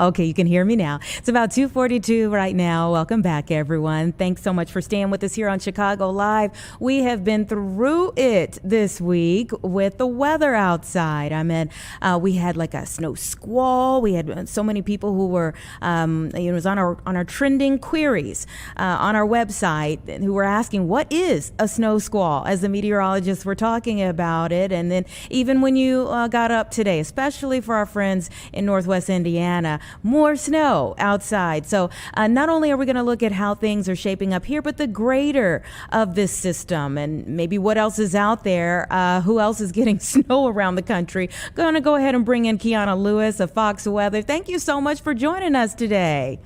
Hey, it's good here to be here with you guys. Good to see you. And, so many people are talking about not only snow in our area, but like snow on the East Coast as well. Yeah, we got a couple clipper systems tonight. You guys had a good one this morning that dropped a little bit of some inches across parts of Chicago, kind of starting you off early in the morning and through the first half of the day. That's going to be one of many, Anita, that we kind of watch move throughout the region time in and time out. So not only for you guys there across the upper Midwest and throughout the Great Lakes, but then eventually going into the weekend, the I-95 corridor could be definitely watching for a couple of clippers that kind of push through here too. I want to start us off with this morning. That's that quick moving disturbance that kind of pushed through Chicago, dropping a couple of inches earlier in the day. Now, once we get into the latter half of tonight, you do have another round that's going to try to work its way in. And then from here, going into the weekend, we're watching not only there in Chicago, but over to your friends in Indiana, back towards parts of Western New York, Pennsylvania, a couple quick clipper systems trying to work their way in. All right. When you say a quick clipper system, how much snow could that drop? It depends. I mean, if you're on, say, the eastern side of, say, Lake Michigan, an area like the mitten of Michigan, Grand Rapids could see about a half a foot of snow. So that's not a quick clipper for them. But for you guys in Chicago, you could see a couple of inches, maybe 1 to 2 by the time we get into the latter half of the weekend and going into next week. But there's that bullseye that I talked about. So if you look at Kalamazoo, with these systems, they kind of move over some of the same areas. They grab the moisture from Lake Michigan, and then they dump it all out towards, say, an area like Kalamazoo. And that's where we could see a foot of snow or a half a foot of snow, depending on the time frame. This particular map takes us all the way through about Tuesday. So that's between the one that's coming in tonight and then the one going into the weekend as well. All right, let's talk a little bit more about the weekend. I don't know if you've heard, but our Chicago Bears are doing quite well. They have made it to the divisional round, and they're going to be playing on Sunday. We're kind of okay with a little cold, maybe even a little snow to welcome in the LA Rams. I think that this forecast actually works in your favor for the Bears this weekend. We know that we have our Rowie here at Fox Weather, so the risk of weather impact, we kind of break down in percentage what type of impact would come with the weather. This particular game, temperatures are actually the one thing that keeps us in a high Rowie. So about a 6 on the Rowie right now, meaning that for the Bears, they're used to playing in temperatures like this. They're playing in the teens. Thankfully, no snow is likely in the forecast. But for our LA Rams that are coming from California, temperatures in the teens is probably unbearable. But then you have that feel-like temperature where we're taking a look at how it actually feels comparative to the skin out there. That's sitting at 3 degrees. So I don't think they're prepared for this. This may actually work in the Bears' favor coming up this weekend. We certainly hope so. And extra points for you for saying unbearable. I try. We appreciate it. And we appreciate you taking some time to join us today. We love being able to see, how things are going beyond the scope of what we're seeing here in our area. Are there some other things that you're watching out there right now that maybe we haven't talked about yet? I think that when we talk about certain things playing out across the country, I mean, one of the things that we're really keeping an eye on has been the Great Lakes. I know that you mentioned the I-95 corridor, and if I have a moment, maybe I can talk about that too. Sure. But for now, we're looking at this really taking over the shape of the forecast over the next couple of days. So you'll watch these clipper systems that just continuously push throughout parts of the Great Lakes. And I think that's what keeps things pretty interesting in the term of the cold temperatures. Behind that, you get these Arctic blasts that come through with these clippers. And then as that kind of cold air settles in, you have yet another round of some snow that pushes into that atmosphere. So that keeps things interesting for those across, say, the Great Lakes and the upper Midwest. I know that you mentioned the I-95 corridor. That is a pseudo part of the Great Lakes storms that we're watching. We have this parent low that kind of sweeps in, and as that cold front comes dragging through, not only is it the I-95 corridor, but parts of the southeast, parts of Florida could see some flurries by the time we get into the end of the weekend. Yeah, so that's another big topic here at Fox Weather that, we've been kind of honing in on. Wow. Now, they're not ready for yeah, Florida definitely is not ready for snow. Not at all. I mean, they got a nice touch of winter weather with the temperatures they've been seeing. They are waking up even tomorrow morning with temperatures down in, say, Tallahassee in the 20s. So I think that is going to probably usher them into this idea of some snow. But you're right. I mean, we had a big snowstorm last year that came through parts of the southeast, and we had several inches of snow that fell. Louisiana, Alabama, Mississippi, Florida even saw some of that snow. This go round, we may have another chance of that. So we're looking at 2 years in a row, Anita, where we watch snow move into areas that they're not usually used to seeing it. It's light, but it's something that definitely will slow them down for Monday. Well, that's the biggie, is that light for those of us who experience snow on a regular basis is heavy in places that don't get it very often. They don't have the equipment to handle it and all of those things. So it really does shut a city down if it's 1-2 inches of snow. Absolutely. I mean, I spent time in Houston last year, and I'm from Philadelphia. I live here in New York City. I was floored by the way that Houstonians shut the city down. They did not go outside when it was snowing unless they were having fun in the snow. So they didn't play about being out in these conditions. Florida's panhandle's right on the leading edge. I think an area like Atlanta could even possibly see some light flurries. And then we head into the Carolinas where they're kind of used to it. They're not northeast, but they're used to seeing at least some type of winter weather. All right. Lots to think about and to be able to see it all as it's developing out there. We appreciate you, Kiana, for joining us today. Great to see you. Absolutely. Absolutely. Good to see you guys too. Stay warm. Good luck to the Bears this weekend. And it was great chatting with you guys. All right. Take care. It's about 2:49, everyone. And our chief meteorologist just walked in. So give us 2 minutes. We're going to bring her into this discussion so we can hone in a little bit more on what we can expect here at home.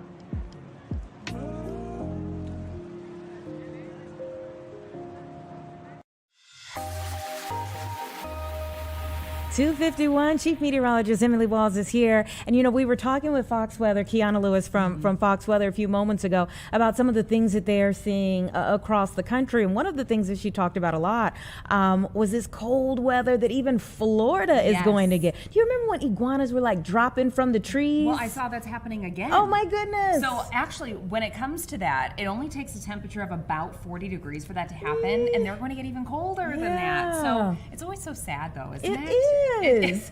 It's like, are they asleep? Are they alive? Are they okay? They're just, they're in a deep rest, Anita, and then they wake up and they're fine. It's just hard and weird to see. So back here at home, she touched a little bit on what we have experienced over the last few days, but you're here in the city, and I know people are lighting you up like, girl, what is going on? What is going on? So we've been, very fortunate so far this month that it was a very mild start to the year, but here's that gorgeous sunbeam that we were talking about the other day too. We don't get to see the sun. Beam me up. I know. Take us away.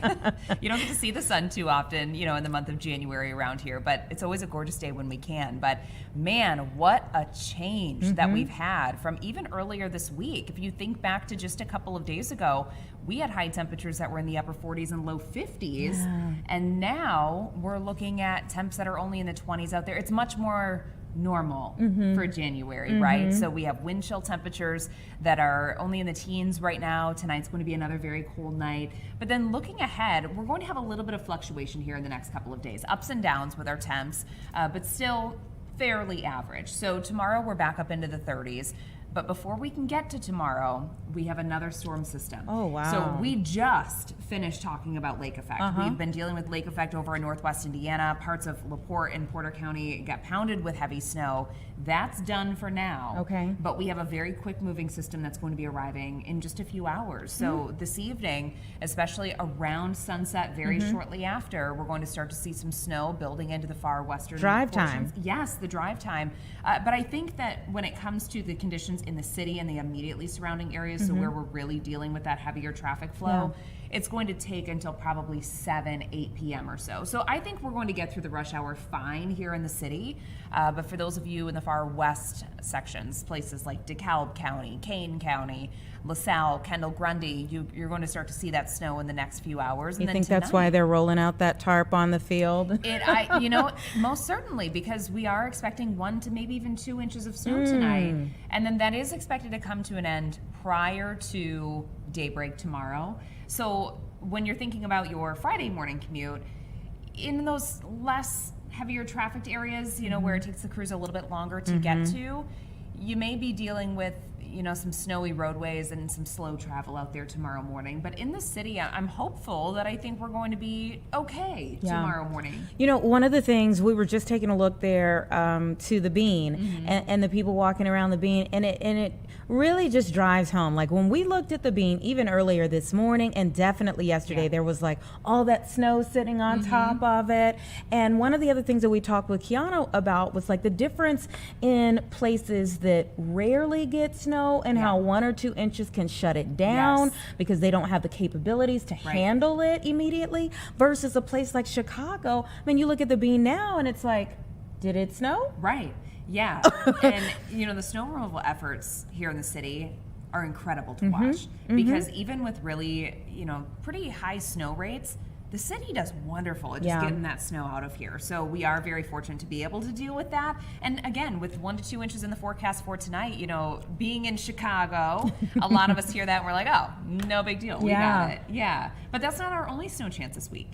So we have additional snow chances that are going to be here on Friday, same thing on Saturday, but it's only scattered in nature, little to no accumulation. So after this evening and tonight, we're going to start to kind of calm things down on the snow front, but then of course it's getting very cold and everyone is talking about this weekend's forecast because of the Bears. Still looks really cold. So I think people are thinking this is a good thing though, because the LA Rams, this is going to be their coldest game this season, so we'll Matthew see Stafford doesn't have a high percentage of doing well when it's super cold out. We saw his days in Detroit, so You are from Michigan. I am from Michigan.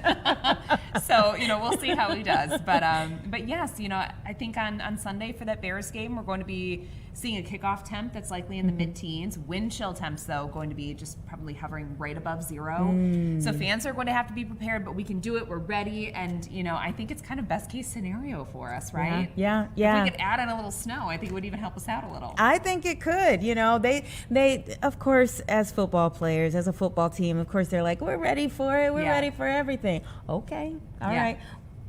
we hope we're ready for it too. I think we're ready for it. I think we are. Yeah. Yeah, it's the team has been on a wonderful ride. We obviously hope that it continues. One of the things about just over the last 2 months is we have been, out at these games, watching these games. In December, we had that, incredible bout with the cold, and you just wondered, did it hit too early? Are we gonna, is this it? That kind of thing. And now we're like, that wasn't it. We really did have a brief hiatus there for the second half of December and the first half of January, where it was fairly mild. Yeah. We got hit so hard at the beginning of December, and most of the outlooks that we were seeing coming out from the Climate Prediction Center were forecasting above average precipitation, and we have been above average, although some of that has come as rain. So you always have to think about what that temperature profile is going to look like. Now we're trending colder, and it does appear like we're going to be finishing out the month of January on a colder stretch, and that could be even continuing into February as well. So maybe these below average temperatures will bring our snow back up again. And the last couple of years, Anita, they really...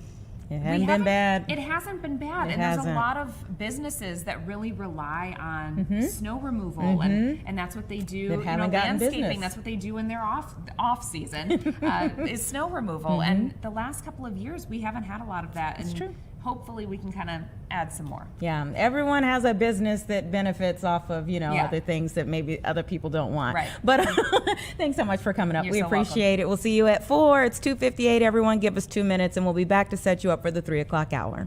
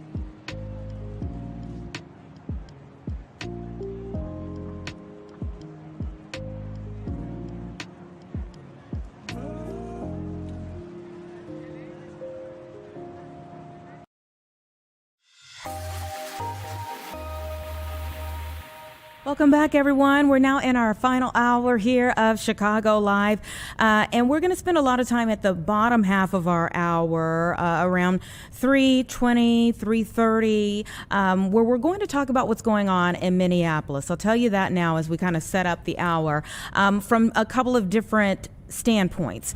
Around 3:30, we're going to bring in one of the local attorneys who is the lead attorney for a group representing the family of Renee Nicole Good. She is the woman who was shot and killed by federal agents in Minneapolis, sparking protests that have only intensified even in the last 24 hours here, as the federal agents there in Minneapolis have had another shooting that's taken place. And so because there are still new developments that are happening, not only when we speak to the attorney representing her family, but ahead of that interview, we're going to be talking with one of our reporters for the network who is there in Minneapolis, giving us really an update on what's been going on. Even at the top of our broadcast, we saw protesters both for and against federal agents in their stepped up immigration efforts there in the Minneapolis area,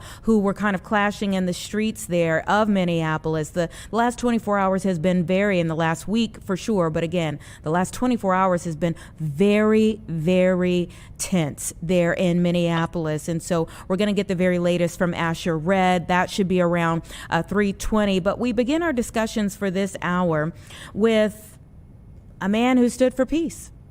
We're going to bring in Rosé Hernandez from the Hyde Park Art Center. Rosé is the operations and public events manager for the center, to talk a little bit more about MLK Day and the connection between what we are seeing both here in Chicago, Operation Midway Blitz that happened here in Chicago, what we're seeing in Minneapolis, and how they brought that full circle to MLK Day this year. Thank you so much for your time. Thank you. It's so good to be here. Thank you for having me. Tell me how you all approached this particular MLK Day. Yeah, so I really approached this MLK Day thinking about a lot of the later work, especially Where Do We Go From Here, which was a book written by MLK. And the subtitle of that is Chaos or Community. And so at a time when there's so much violence happening, there's a lot of things happening around the world, especially in Gaza and now Venezuela, the riots that are happening in Minneapolis, and lots of things happening with ICE and immigration. I really wanted to really kind of hone in on the fact that this is such a critical time right now when we have to think less about ourselves, but thinking about how are we taking care of one another. Right? Yeah. Where Do We Go From Here? Chaos or Community was Martin Luther King Jr.'s final book. Tell me a little bit about how that book influenced you and what you do today. I think, honestly, especially a lot of the work that we do here at the Hyde Park Art Center is really focused around community. We have such a very large community here, and we're such a multifaceted group with exhibitions and education programs, working with professional artists in a sort of professional development setting. And we really try to focus, a lot of the mission is focusing on sustaining the arts, but especially giving voice to a lot of those marginalized people, right? And so, putting this together and thinking about, when MLK talks about community, I'm thinking a lot about, a lot of those voices that don't get heard, voices from the underground, voices for people who are carrying history and legacies. And so a lot of the artists and performers that are going to be here on MLK Day are carrying on that legacy, are creating audio collages, and are, working with musicians who are carrying on the legacy of jazz fusion, right? And so we've been working together now with Amari Amai, who's a performance artist here in Chicago, with Willow James, who we've partnered with many times before, who's creating a sonic performance, works over at the Definition Theater. And so we're also working with the AACM, which is the Association for the Advancement of Creative Musicians. And they are actually in their 60th year. Wow. And so they carry with them a long history with them as well. But more than that, what we are also doing is when we are building these programs, we're pulling from our immediate community of people that we've partnered with, our community partners, and we're really coming together to build a sort of celebration. That's what we want. We need to celebrate and joy and how we live and how we take care of one another. And so, at a time like this when there's so many things happening, it's finding the joy is more than just, a practice, but it's a discipline. It's something that we have to do to care for ourselves. I love that aspect of it. Art, I know, can be thought provoking, and it definitely seems like what you're putting together it can be provocative, and some people will see what you're doing as such. How do you take the criticisms of people who may see it and feel like it's too much? I think there's one thing that I especially never want to do, especially as a curator, or someone who is an event organizer. I don't want to censor an artist's voice. And when that criticism comes through, I just like to, let people know and reinforce the fact that this is just one view and that many people have different views. And what makes us so unique is that these sort of, whether we're all kind of on the same side, we're all speaking in the same voice, we're all grouping together, or we have conflicting opinions, those opinions also still matter, because what that does is create conversation. And so what happens when we're looking or listening and being witnesses is that is ingrained in our memory, and it's something that stays with us. So I think that's something really important that I want to push and facilitate in all of the programming that I do. Yeah, that creation of conversation really is a beautiful thing. I love that you pointed that out here. So give us a little bit more detail as to what Monday will entail. All right. So this Monday, starting at 11 a.m., we're going to be having an opening ceremony with a sort of opening meditation and breath work facilitated by Camille Smith, who is a community partner here. She'll be leading us in sort of a breath work and creating stillness and thinking a lot about MLK and also Audre Lorde, and thinking how, rest is also resistance. We'll be having some art making activities for families, performance art, musical performances, and then we're also doing a documentary screening as well, and also a tour of our exhibitions here. Tell me, if people have never been to the Hyde Park Arts Center, what should they know about it? Well, I think the one thing that they should know about it is that we've been here for a very long time, not specifically in this place, but we've been in organization for 87 years. Wow. And in that 87 years, this organization has kind of shifted from a small artist collective, but is really building platforms for contemporary voices, for artists, to give them platforms to show their work. And now a lot of that work that has happened has shifted just here locally, here in Hyde Park, but also moving internationally. This coming year, we're having several, artists in residence who are coming from Ireland, who are coming from California. Most recently, we had an artist coming from Mexico. But a lot is what I found that's so unique is the dialogue that we're having with those artists from all over the world are a lot of the same things that we're all really thinking about. And so we're all really inevitably connected in this ecosystem. Yeah. And art has a way of showing us that. Yeah, it does. It really does. And I truly believe that art really does change lives. It's something that we need. We hear a lot of people often say, oh, I'm not an artist, I could never do that. Yes, you can. We are creative beings. Unfortunately, our culture that we've built here, in the past, 200 years has really shifted away from that and thought of ourselves as individuals, but creating art, creating stories, being together, that's all a part of art. And why do you think it's important for you to have this kind of center, this hub, this vibe in the center of Hyde Park?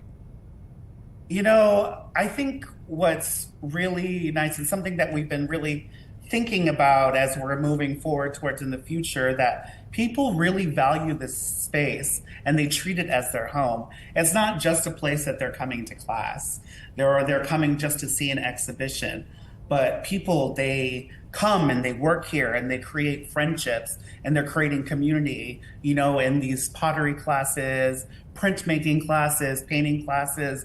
This is a really sort of a group for especially a lot of the local community here. But since the implementation of our open arts programming that we have here, which creates financial access to people who can't often afford these sort of classes here, it really has really spread out through the city of Chicago. So originally it started here in Hyde Park, but our arms are open very wide. Mm-hmm. Yeah. Let me ask you this, going back to Dr. King's book. I'm going to ask you two questions. One, where do you think we go from this moment in history?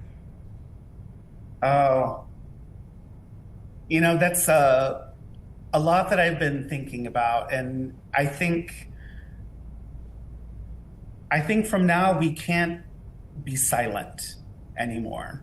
We can no longer be passive. We have to create a sort of like active destiny for wanting to come together. We have to be active participants in the future that we want to build. And I really feel that a lot of the words and what MLK is saying in that book is that it's like, where do we go from here? It's here. It's together. It's community building. Mm-hmm. And that aspect of community building, do you see it overcoming the feelings that some people have of chaos right now? I definitely think so. I definitely, I'm also an artist myself. And so when there are days when I'm, working with other artists and collaborating, I'm sort of building myself a world, right? And things that those horrible and violent things that are happening, they just don't exist in that moment. And sometimes, it's important to remember that like they do exist and we can't really ignore those things anymore.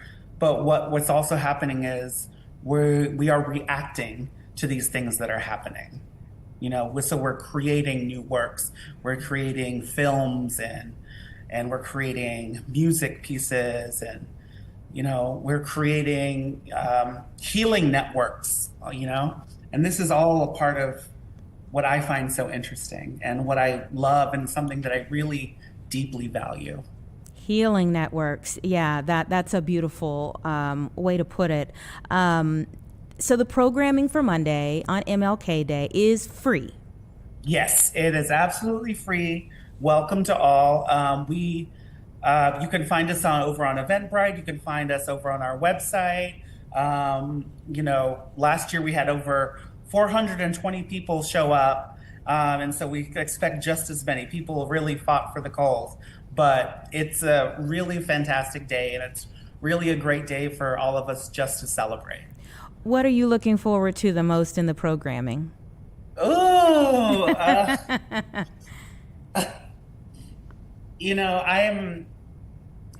I worked very closely with Amari Amai. They were a former mentee of mine. I'm really looking forward to the story and this sort of 30-minute play that they're bringing called I Heard the Voice, which is talking a lot about MLK in Chicago and the riots that were happening in the 60s, and talking a lot about Garfield Park, which is the place where they're from. So they're bringing this sort of local history and crafting this story. Ooh, and I see that's at 1 o'clock. That is at 1 o'clock, and they are definitely someone to watch. Wow. Okay, mark it on here. We'll be in the midst of Chicago Live, or I'll be over there front and center to see it. But it sounds amazing, and there is so much history that we walk around and don't even know every day here in Chicago. So to be able to bring that to the forefront in this artistic fashion, I think will really be moving. Thank you so much for joining the show today. Thank you so much for having me. Absolutely. Great to chat with you. Best of luck on Monday, and thank you for honoring MLK Day. Thank you. All right. 3:17, everyone. We're going to take a quick break, and then we're going to move on from there.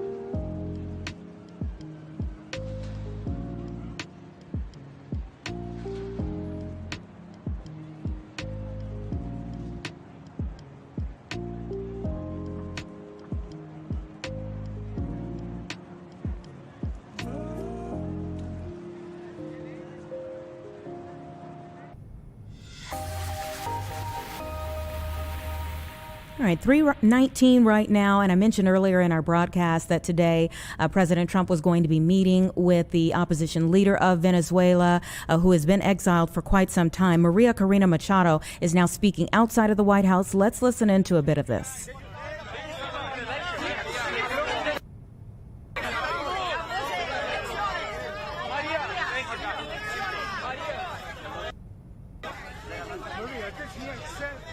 Okay, it appears that it just ended. Her remarks just ended there outside of the White House, and you can see there is a heavy press presence there. Again, you know, there are questions swirling as to what happens to her. I mentioned that she's been exiled for quite some time from Venezuela. She says at some point in time she'll go back, but the question is when. And when she goes back, the next question is, what will that look like for her?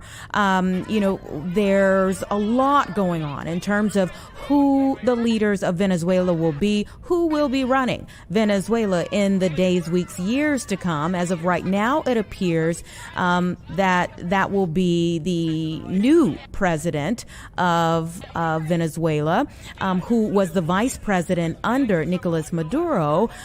But Maria Corina Machado was the person who led the opposition party that actually won the last election in Venezuela. And so she has called, and those who are a part of the opposition have called for her to return to Venezuela as the duly elected leader, or the leader of that party, because in the last election, even though they won, Nicolas Maduro did not leave power, and so there was still this point of contention again when the U.S. went in and captured Nicolas Maduro. She, again, Maria Corina Machado, spent the day at the White House. We'll see it. And she had a smile on her face leaving, but we'll see where things go from here. We'll be looking for that report later on in the day. But now that she is walking away with quite a few press representatives around here, here. President Trump has the Stanley Cup champion, the Florida Panthers, there inside of the White House. Of course, whenever there is a winner of a different sports championships, they're usually invited to the White House. And so today, President Trump has welcomed the Stanley Cup champion Florida Panthers to the White House there. But again, really, most of the action, most of the cameras are outside of the White House as we are seeing Maria Corina Machado leave the White House and exit. And it's still unclear as to what the next steps are for her and for her party. Of course, she recently received the Nobel Peace Prize. It's rumored that she even offered to share it with President Trump to kind of curry some type of favor with him, as right now he has not been in favor of her coming back to Venezuela and being in some type of level of power. But again, we'll see what happens with that. Now going inside, you can see there is President Trump with the Stanley Cup champions. Let's listen in as he's just taken to the podium.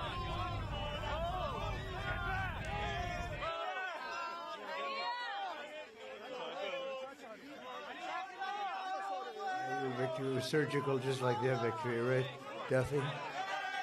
It's an honor to welcome to the White House the two-time defending Stanley Cup champions, the Florida Panthers. Unbelievable team, unbelievable athletes, players. These men are responsible for the greatest feats in Panthers franchise history, and beyond that. You compare them to some of the greatest hockey teams ever, including the first ever President's Trophy, 3 straight final appearances, and the one that you didn't make. What the hell happened to you? You should have won that thing.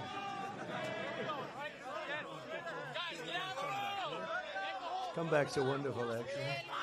But the 3, pretty good, right, Gary? And an incredible 2 straight Stanley Cup victories. And I just want to congratulate the unbelievable players. They have something different. Because I watched some of the games that it looked like it was going to be tough, and you pulled them out. You pulled them out for years. Well, Vinny's a winner, so you learn from the owner, I guess. And it's an honor to have Vinny with us. Thank you very much. He's going to speak in a couple of minutes. We've been listening into just a bit of President Trump as he is honoring today the Stanley Cup champions there, the Florida Panthers there at the White House. And again, it's been a busy day there at the White House. Lots of things that have been going on. You can still hear a bit of him speaking right now. That's going to continue on, but we do want to move on to our next guest. He was making the joke about how they had to come back so often in many of their matches and saying comebacks are a beautiful thing, speaking of his own coming back into power. But let's move on to our next guest. And really, we're bringing in one of our network reporters here, Asher Red. We've spoken a lot about what's happening in Minneapolis, and it is an ever-developing situation. So we wanted to pull in Asher, who is there in Minneapolis, to give us an update on what he's seen, what he knows is going to be taking place or has even taken place in the last 24 hours. Asher, thank you so much for your time on a busy day. Well, hi there, Anita. Just, last night, maybe 30 minutes after we tore down our live shots, there was yet another ICE-involved shooting in Minneapolis, this time in the north part of the city.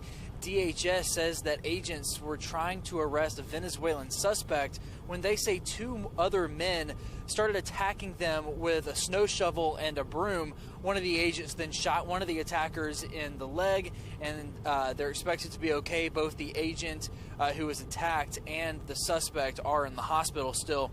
Now, this, of course, accelerated the protests here in the area. So last night, just within hours, we saw hundreds of anti-ICE protesters shooting off fireworks at the federal law enforcement, some of them smashing car windows, spray painting anti-ICE graffiti. And a group of protesters also managed to rip what appeared to be a weapons locker out of a federal vehicle, and others found a stack of paperwork with sensitive information like agents' names and arrest warrants that were coming up. So this is definitely an ever-evolving situation, and we've seen just about every single day agents having to use tear gas just to fend off these large crowds of protesters, and they, for the most part, every day seem to be outnumbered. Okay, Asher, you and I ran into each other here in Chicago during Operation Midway Blitz. We were both at the courthouse, the federal courthouse. Kind of juxtapose what you know of what's happening here in Chicago versus what's happening there in Minneapolis right now. Yeah, well, in Chicago, every day was a different, there was something different was going on in the courtroom. And that was kind of the story there. Here, we're not seeing as much going on in courtrooms. Yes, there's a lawsuit. The state and the state of Minnesota and the cities of St. Paul and Minneapolis sued the Trump administration, calling this surge in federal agents unconstitutional. But the federal judge just got back on that yesterday, giving the feds until Monday to respond. So as we know right now, these operations can continue until then, and Trump, of course, is celebrating that. Protesters and state and local leaders aren't too thrilled about that. And as we see now, you mentioned over in Chicago, the National Guard was deployed, Texas National Guard. Mm-hmm. We saw them there near the city. They never really left the base. National Guard here is on standby, but they haven't been deployed yet. Now Trump is talking about using the Insurrection Act, which would give him the authority to deploy the National Guard and active duty forces to restore law and prevent rebellion. There's a lot going on. Asher, thank you so much. Now that you're there in Minneapolis, for getting us up to date. Thank you. All right, take care. It gets pretty scary for a crew, that's there covering an incident when, especially at nighttime, when things start to really happen. So it does take a lot out of a crew that's trying to document history, to be in the midst of protest as they're happening, to take care of themselves, but also to, give this greater service, to be able to give the information when there's tear gas being deployed and all of those types of things. I saw much of the coverage last night, and there were reporters who were, coughing through their reports, still trying to give the information, but also had just ingested some of the things that had been the chemical irritants that had been spread into the air. It's 3:28 right now. We're going to take 2 minutes, and then we're going to continue on our discussion about what is happening in Minneapolis. As he said, he's covering really the second shooting that just took place involving federal agents. Next, we're going to talk to the lead attorney for the family of Renee Nicole Good, who was the woman killed there by federal agents last week.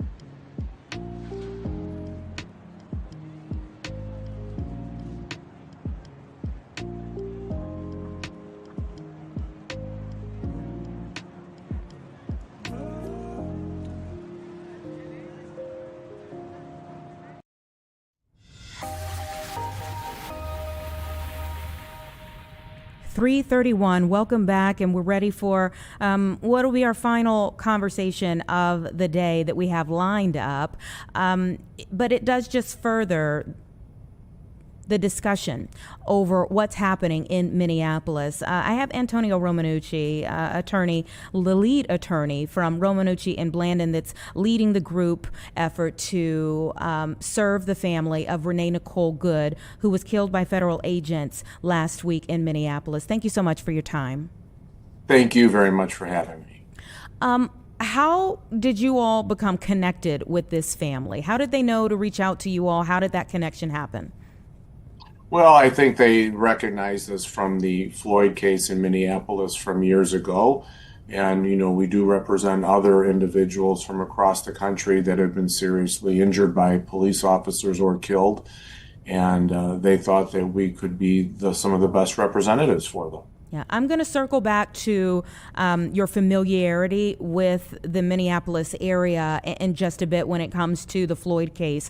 But what was your reaction to what took place in Minneapolis last week that resulted in Miss Good's death?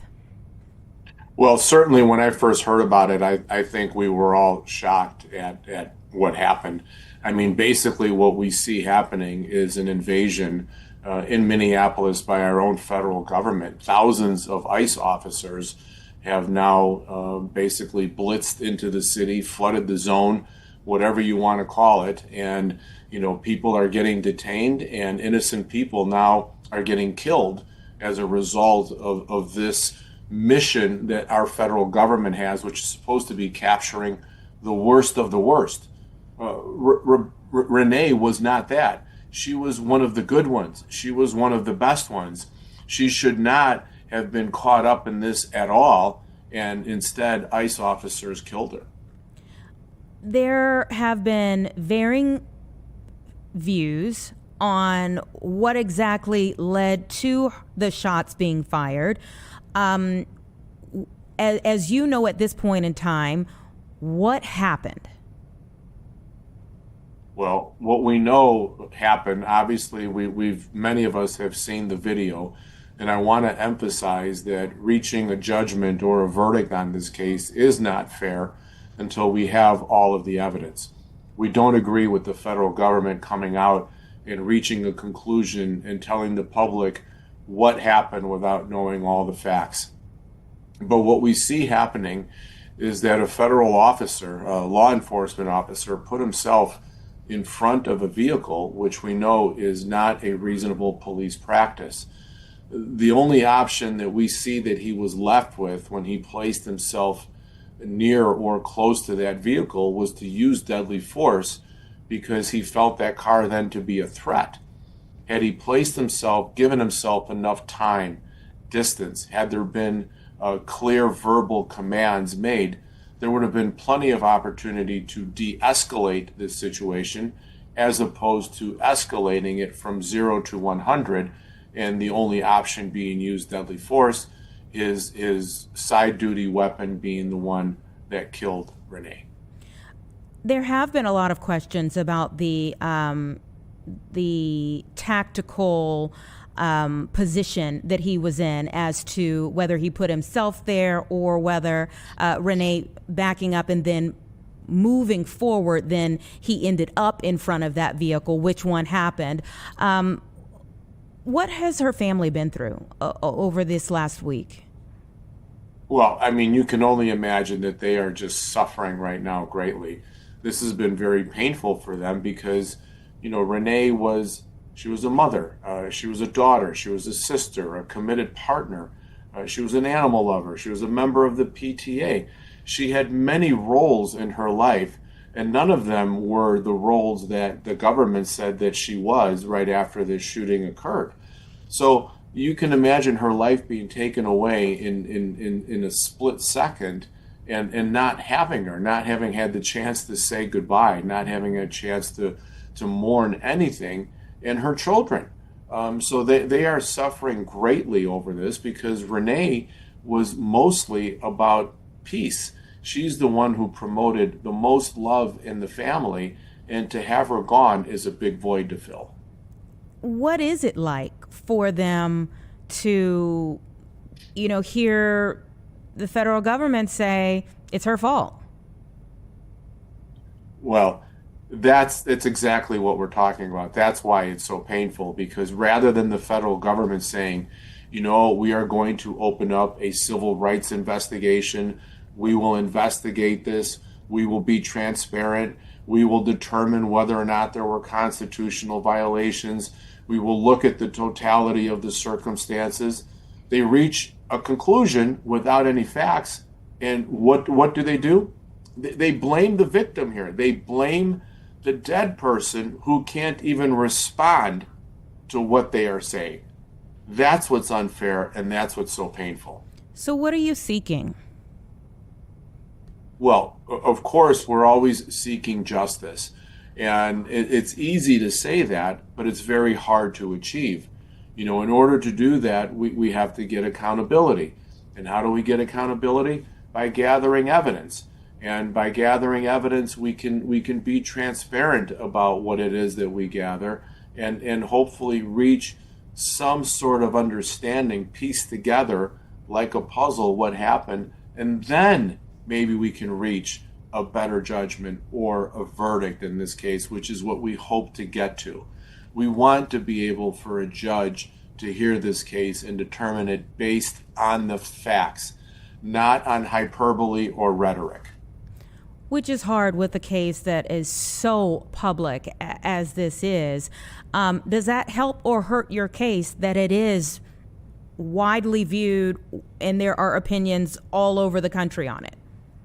Well, there's no hiding the fact, and I was in Minneapolis, I was in Minnesota, that this is a very volatile, combustible, not only case, but we're talking about a city that's on edge. As I said earlier, there's an invasion here.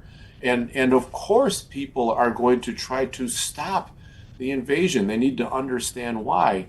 And that's what we hope to be able to do, which the government hasn't said that they're willing to do by being transparent or sharing or cooperating in any other investigations. Yeah, when you mentioned that, there have been several federal attorneys who have stepped down. I think it's like 6 of them who all stepped down just this week. What were your thoughts on that?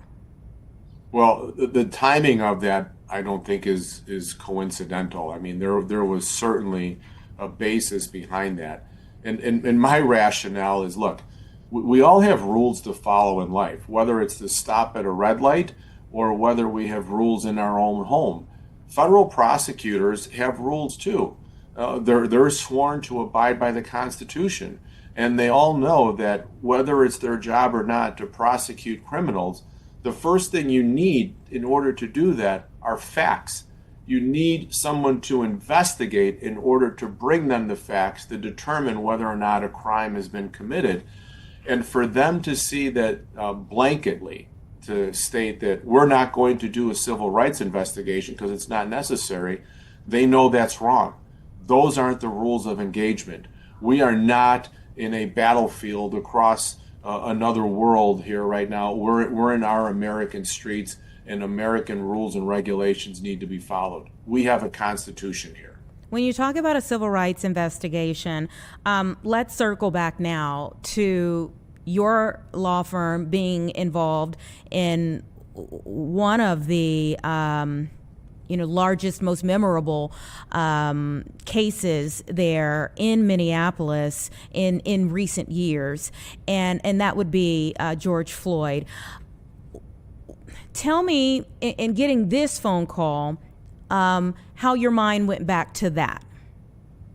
Well, it brought back a flood of emotions, and I'm going to tell you something that not many people know. When we went back to Minneapolis, I went to go visit the George Floyd Square. I went to go visit the memorial because it brought back a lot of emotions. It brought back, a lot of thoughts that I had about Minneapolis and what we did there, and how much change came about as a result of what happened to George Floyd.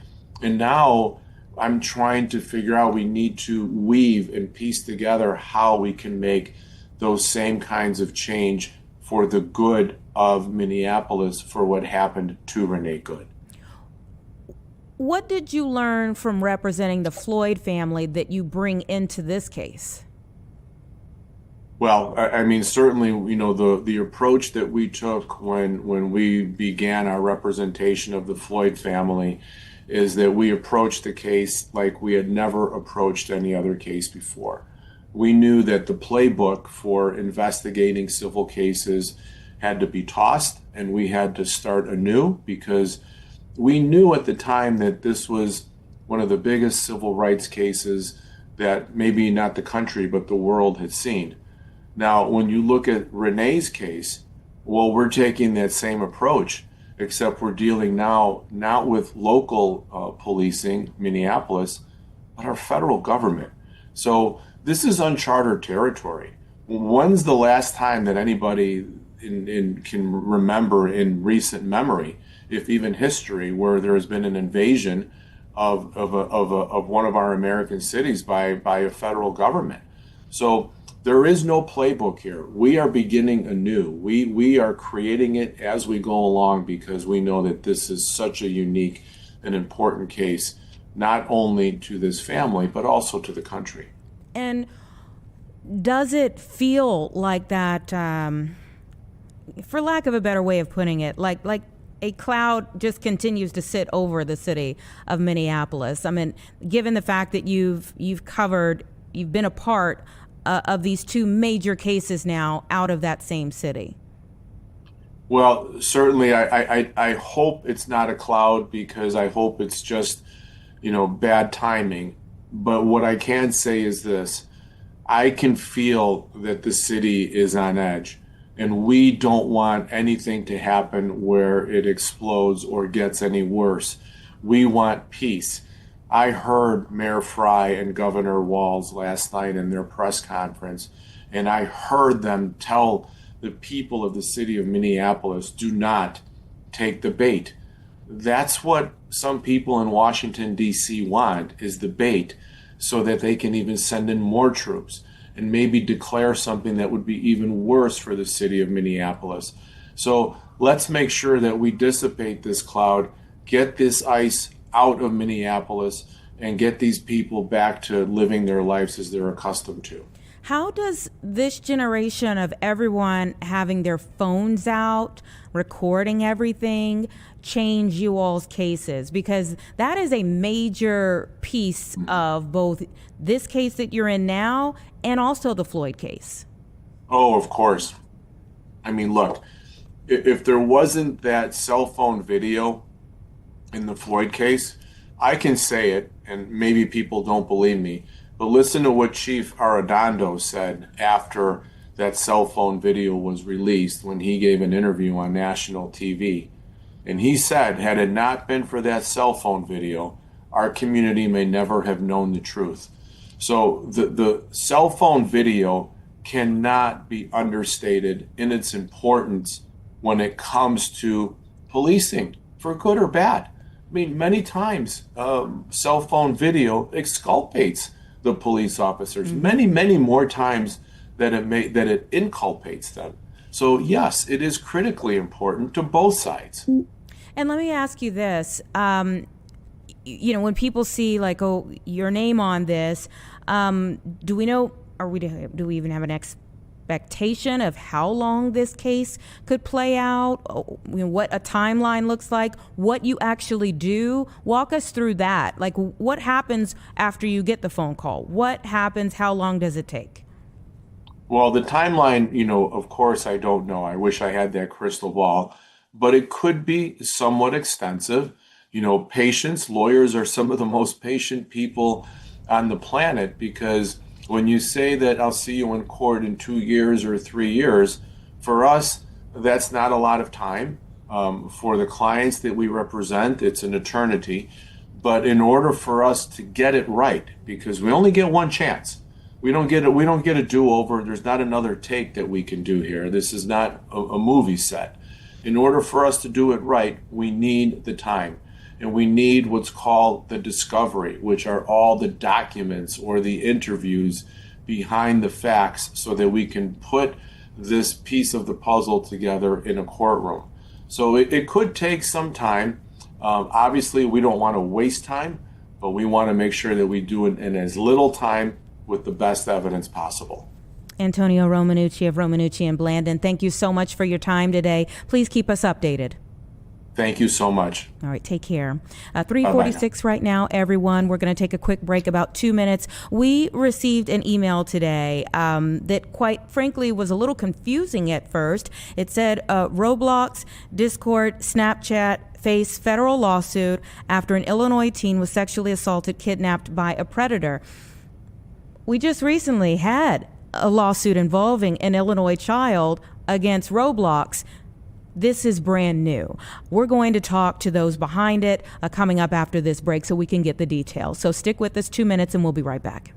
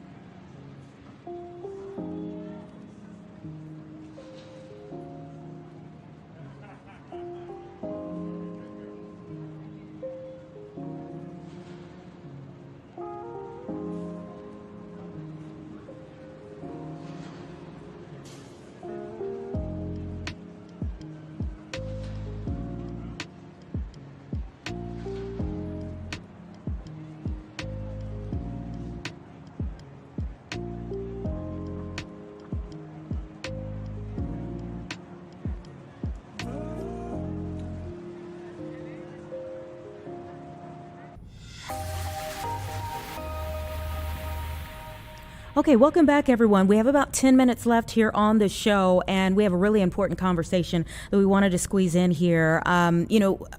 On January 7th, we received an email saying that there was a disturbing child sexploitation lawsuit about Roblox Corporation that had been filed in the Northern District of California, where they're headquartered, and it was about a 9-year-old child here in Cook County. All right. So you wouldn't think that here we are 8 days later and we would get an email about another Roblox situation, a lawsuit that's now been filed, given a situation that's taken place regarding another child so soon here.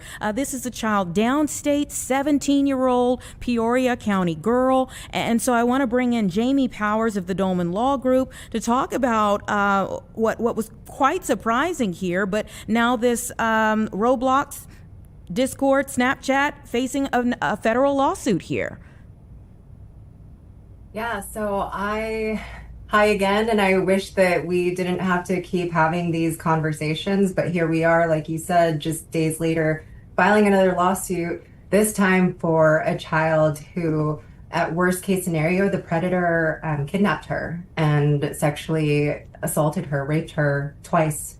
So, these types of cases keep happening across the country, and here we are on behalf of another family just trying to hold Roblox accountable. It's sick. The allegations are incredibly disturbing, but very different from what we heard on January 7th in that case. So walk us through this situation this time around. What are the accusations here? Yeah, and it's similar in how it started, right? So there was a predator who targeted this child and pretended that they were the same age as the child. So the same grooming tactics, the same type of trust that was acquired. The predator, had the child believe that they were in a relationship, and then continued to manipulate the child. They took the interactions from Roblox to Discord and then Snapchat. And then it escalated where the predator traveled from his residence in Chicago to kidnap the plaintiff, sexually assault the plaintiffs on 2 separate occasions. He took her from her home and transported her to his residence in Chicago. So while the facts are wildly different, in terms of the case that we talked about last week, and in the cases that we've been filing across the country, we have, over 40 now that we've filed on behalf of families. It all starts the same. It all starts the same, where there is a predator.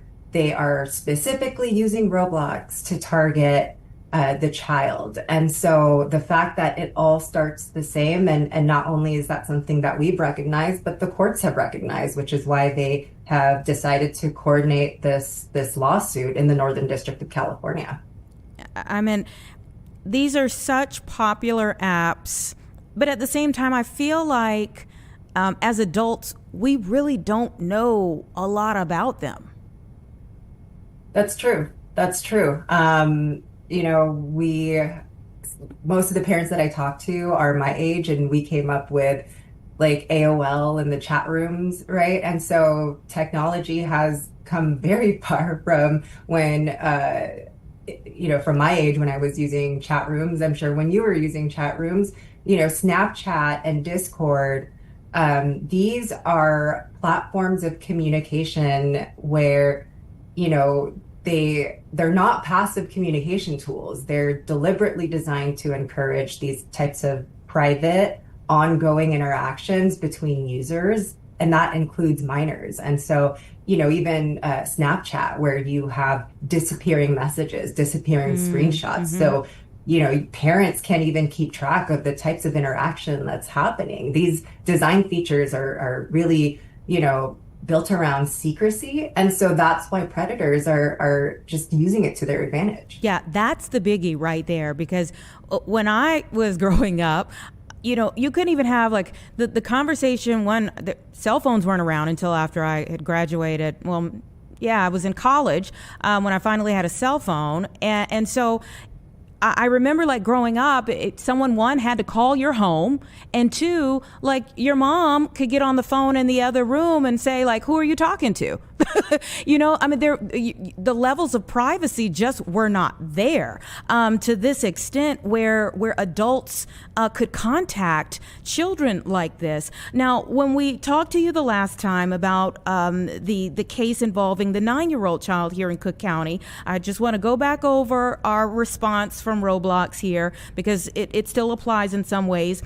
They said that we aim to set a new bar for online safety. We're always working to improve. In the past year, Roblox has introduced over 145 new initiatives, including updated parental controls, stricter defaults for users under 13, and new content maturity labels. There's quite a bit more in their overall statement, but they said that they're deeply troubled by hearing these things.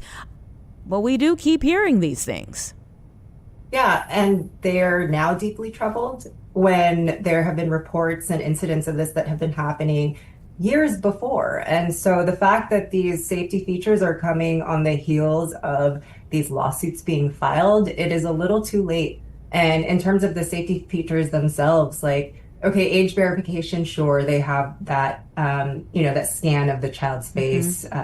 But how is that really going to protect the child? It's this age verification that's based on how someone's face looks, right? So you can still misrepresent your age. The automated systems that say, okay, this person is age appropriate, that can still misclassify users. So this type of verification alone doesn't eliminate the risk, because the core system of Roblox still allows adults and children to coexist in this virtual space, right? So that's the core problem. And so we're really looking for roadblocks to, have safety be the default, not this like opt-in where we're relying on automated systems to verify ages. Yeah, there's so much to it, but we certainly appreciate you coming on the show to talk with us about it. Just quickly here, what happens next? If it took us 7 days to get another one of these lawsuits just for our area, what do you think happens next here? What do you all do next? Yeah, so like I said, the courts have consolidated these cases, so they are centralized, coordinated in the Northern District of California. There's going to be a status conference at the end of the month.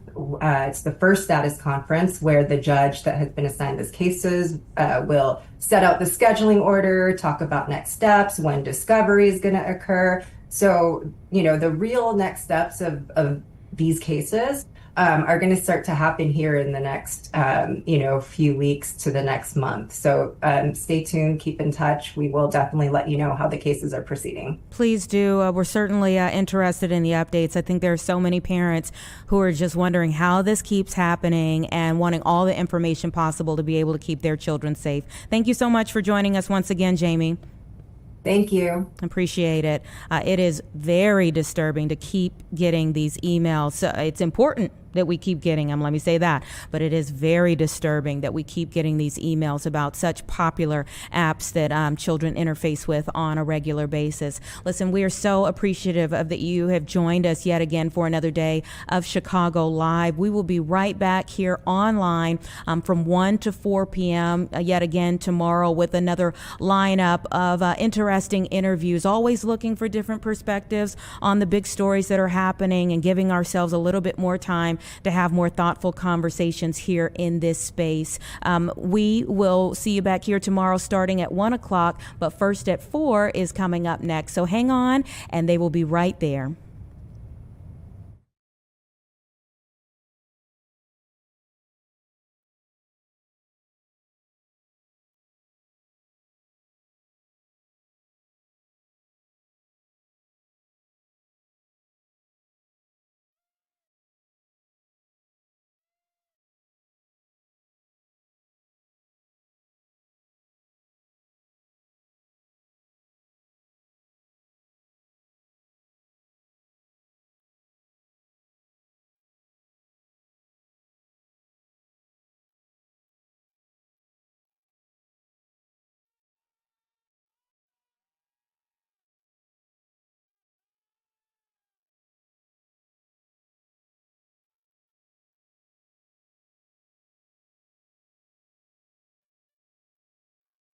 Live from Chicago, this is Fox 32 News at 4.